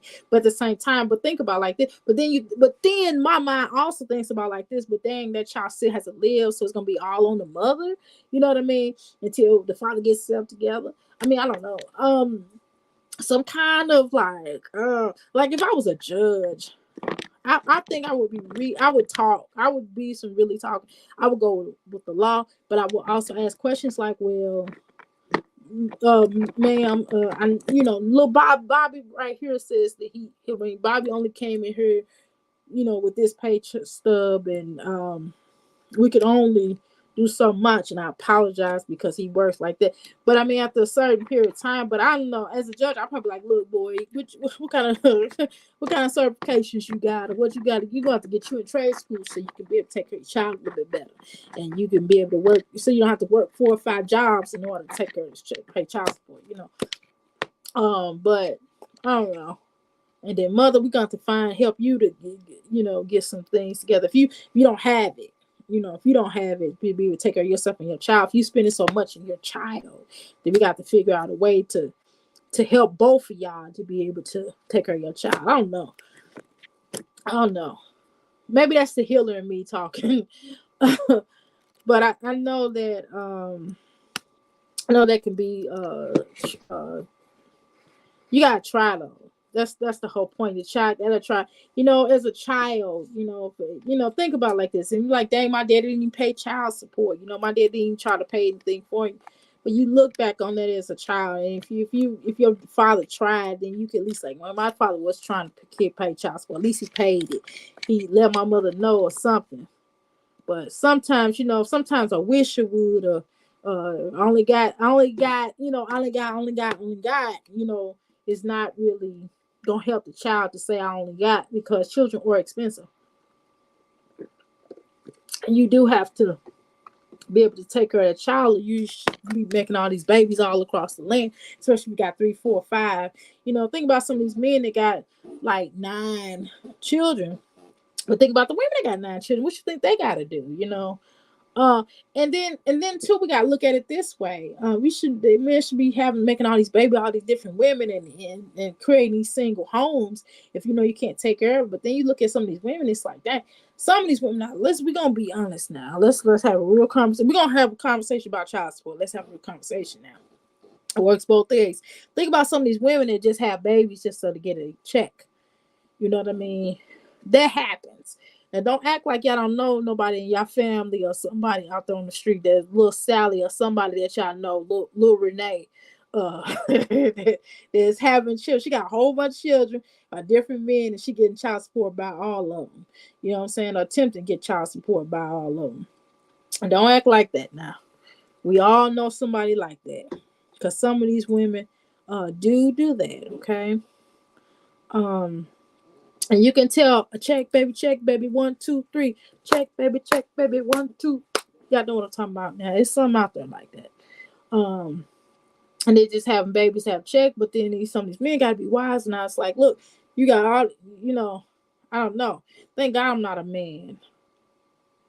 I don't know how I will operate. As a man, I'll probably be taking custody of all of them. I'll be taking custody. I'll be like, look, I need custody. Let me get this child. Because I wouldn't be dealing with all that. And then send the baby home on the weekend or something. Send their mom on the weekend. But I wouldn't be dealing with all that. That'd be a lot. Be dealing with all, different homes. It might be a good mother. Be like, look, let me get my kid. In some cases, I probably wouldn't even be like, no, you ain't got to pay no child support. Let me get my kid, though. I don't know. Anyway, that's as a father. I don't know. But I'm not saying, that's another thing, What about some of these women that's not paying child support, like Olivia? It's like, how, even though, regardless of how angry you are, at the end of the day, you still have to pay child support for your kid. You know what I mean? You got to support your child. You know what I mean? It's illegal to not take care of your child. And quite naturally, when you want your child to be like, children do get older, and children do see that, and children like, well, dang, your mother, let's say, for example, let's say you had a father that was paying child support, and then you got older, your mom's like, your daddy wasn't nothing. But at least you could say, well, my daddy paid his child support, mama. My daddy paid his child support. Not only my daddy paid his child support, but he came and got me on the weekend. So, I mean, regardless, he might not be the nicest person or whatever, but he did the best thing he could do. Your children take pride in it, and they can always look at that and see, at least my parent cared about me enough to try to support me in the best way that they can, financially, mentally, and spiritual. And one time they didn't see me when they was, it was court order visits, and I seen them doing court order visits. There's nothing wrong with that, as long as you are doing your best, I don't know. Sometimes we have to, I don't want to say give people credit, because they should be doing their responsibilities anyway, right? But I know it could be difficult, raising children in general, even raising children, with both parents in the household, y'all. That's difficult within itself. That's difficult too, because even if y'all even if y'all have the same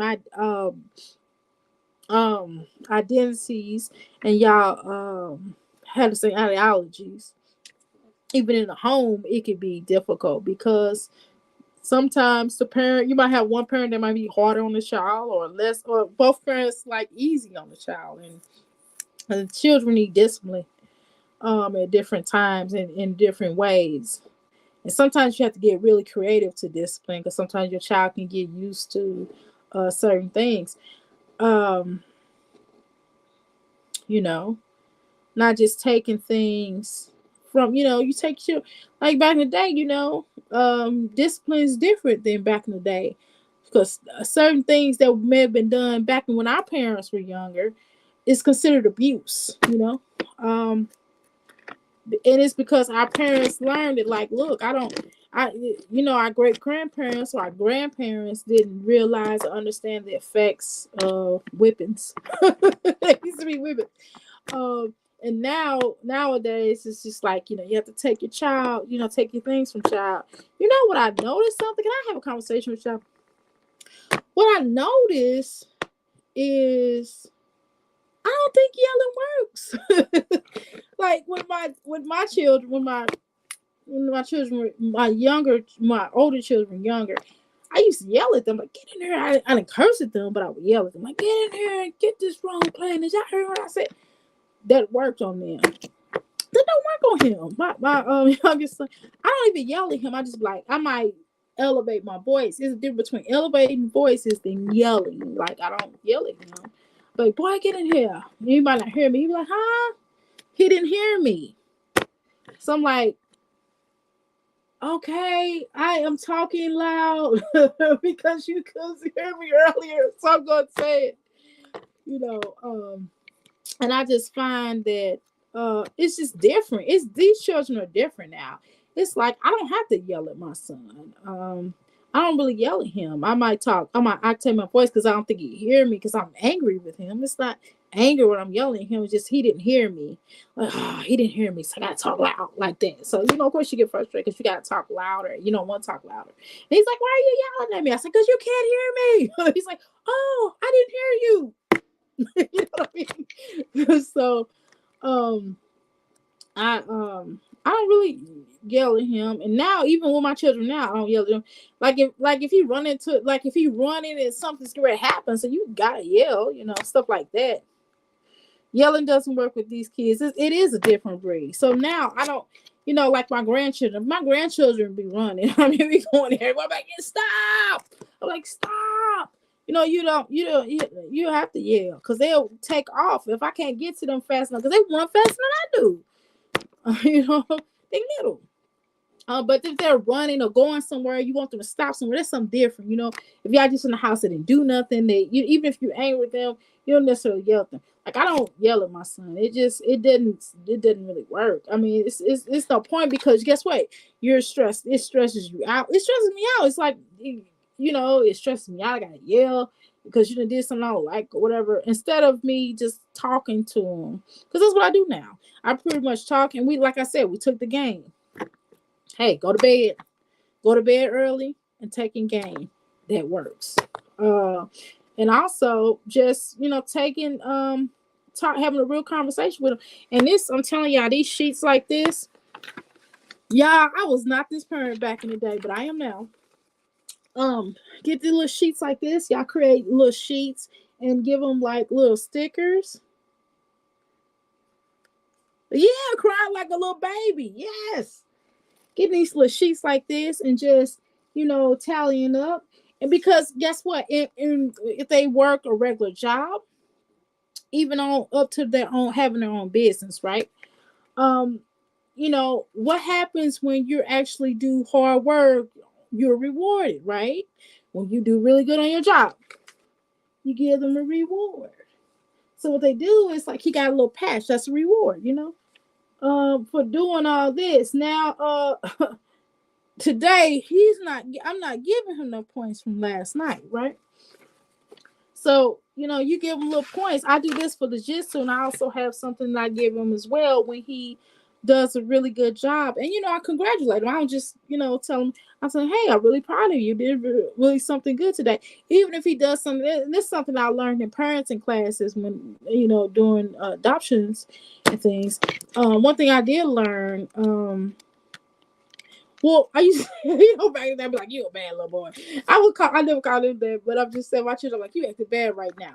I learned not to say that, right? The adoption classes. So, excuse me, got choked. So what I learned was that you have to just tell them, don't necessarily focus like on what they did bad. Like, look, I didn't like what you did. I did appreciate it. It was not right. But what I did like is the fact that, like for example, I remember one time he was like, he downloaded, he had asked me could he download a particular game. He's my husband and my son are gamers. Okay, let's just be honest. When my husband's off of work, he ain't just wait a minute, hold on.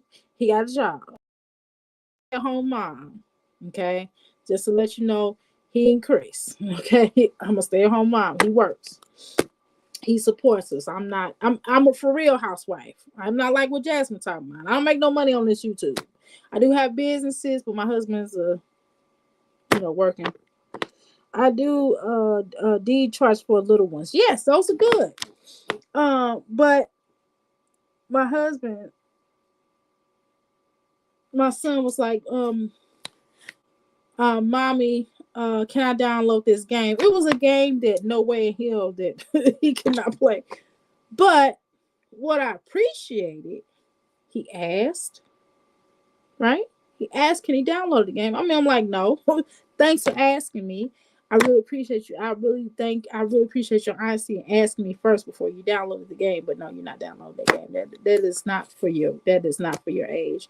And it was a discussion. He was like, well, why can't I play it? Well, what's wrong? Back in the day, I'd be like, because I said so. When my other shit, I'm like, because I said so. And it's what I say. You know what I mean? Don't be asking me no questions. That's how my mom used to say, like, no, I said no. But then, and with him, I was like, well, because it's an adult game, because it's like it's more of a teenager game. You're a real housewife too? Cool, Miss India. I'm like, well, because those games are for those games are for adults. I said, but I said even if you were a teenager, then we can have more of a discussion, as opposed to, thank you so much. You've helped me more than you'll ever know. We'll definitely hit your website up. Thank you. You're welcome, sweetie. But you can certainly we can discuss it, you know what I mean? And I just tell them, hey, if you were 14, we can sit down and discuss it. And I have stepchildren too. And of course I have a 14-year-old daughter, and I have a 19-year-old stepdaughter, another. And so, of course, with that, it's like, of course, he sees them playing, older games that's along their lines. So, of course, a 14-year-old can play Mortal Kombat. I forget which one it is. But it's another Mortal Kombat that he can play, but it's not real brutal. You know what I mean? As opposed to the one, you know what I mean? So he sees them playing and he's like, well, can I play? How come they play? They have to explain the difference in ages. Like, hey, you're too young versus you when you were only 7 and certain things that you get to do. I said, I know that's unfortunate, but you have to wait to get them. I can't wait till I get older. Man, I can't wait till I get older. I'm sick of this. Why can't I just be older? Because you're not. And mommy doesn't want you to grow up fast. You got to grow up slow. Or grow up just right. So, yeah.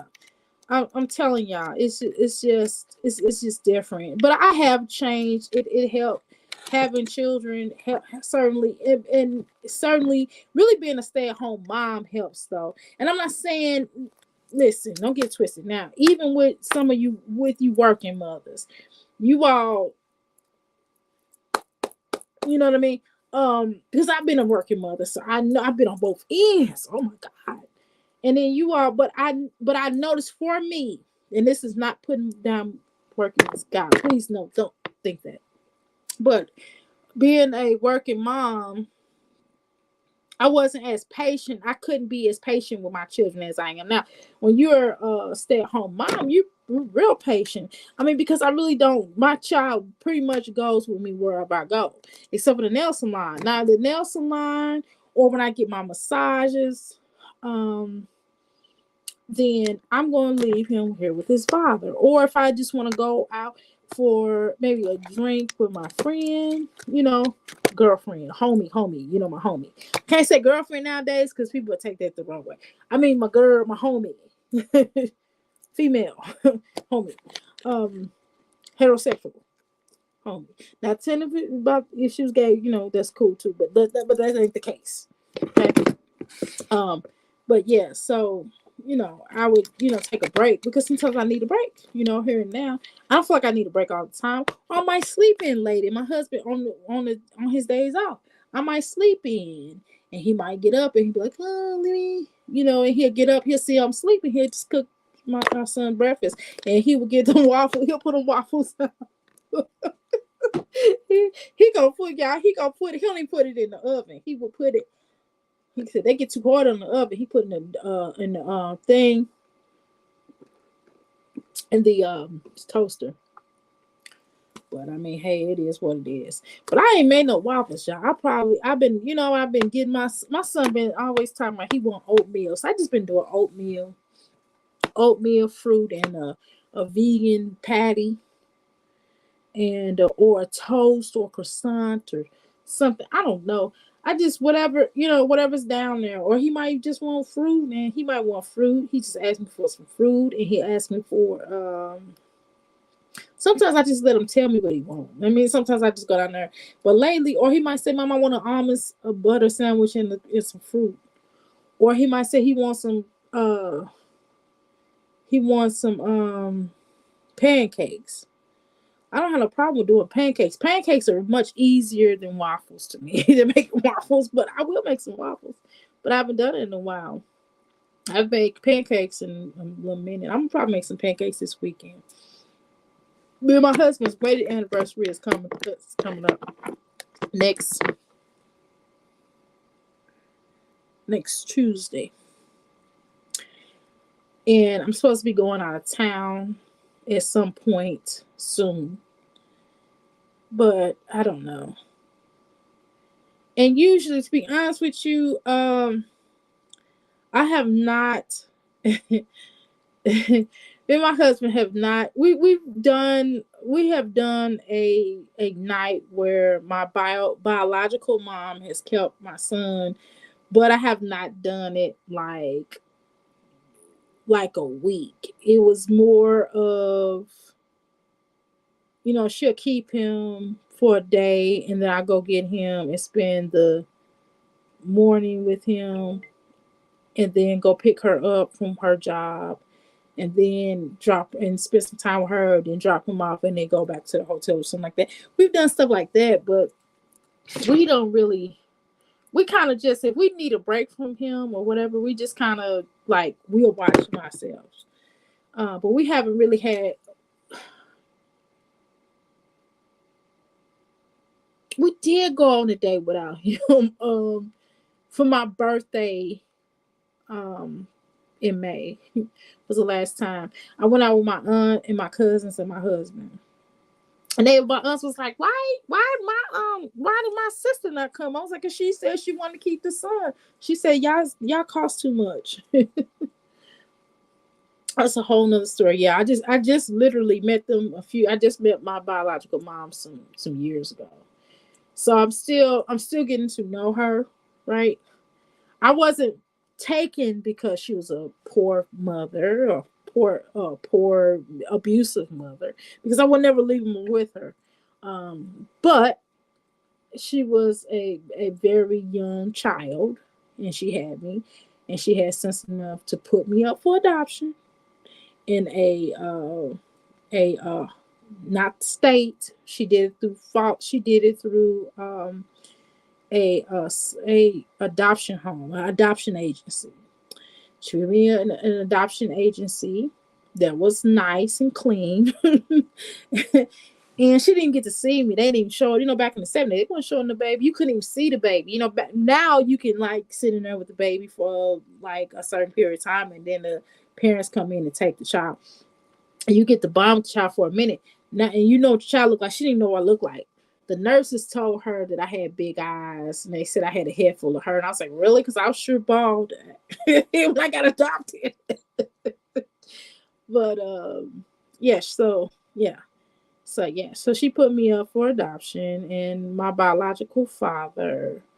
I'm not told this story before, and my biological father, but this is new to some of you. And my biological father was um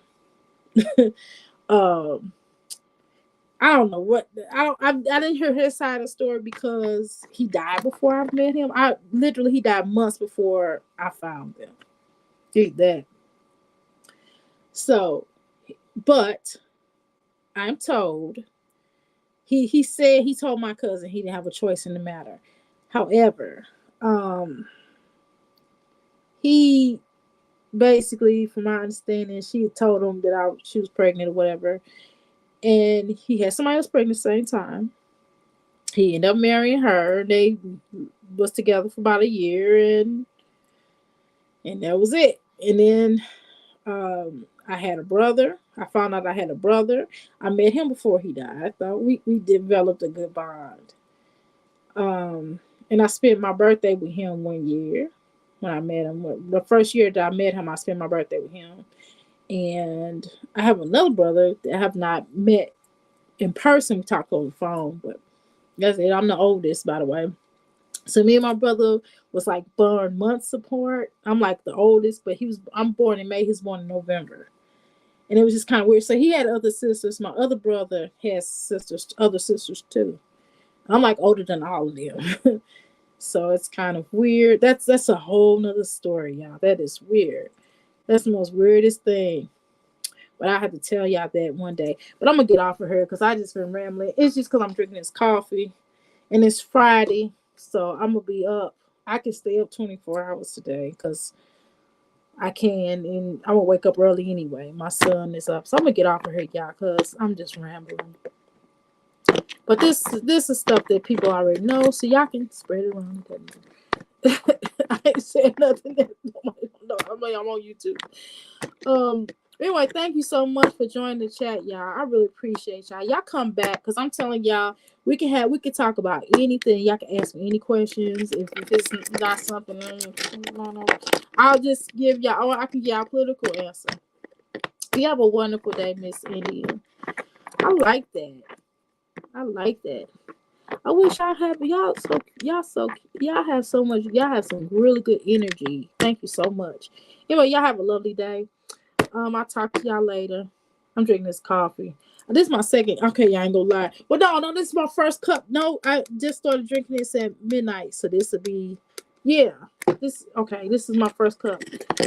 Okay. Anyway, thank you so much. Y'all have a great day. I guess I'm up for the rest of the night. I figure out what I'm gonna do. But I can't sit on here this live this long. I think I'm gonna watch it. I'm gonna do some business stuff. All right. Well, thank you, y'all. You know what? Next time we're on here, I'm gonna give y'all some sample readings. Next time we do on here, I'm gonna do some sample readings. Just remember, just say, hey, can I get a sample reading? I give you a sample reading. I'm not doing it right now. I'm gonna get off of here. But anyway, thank you so much. Have a nice day. Namaste.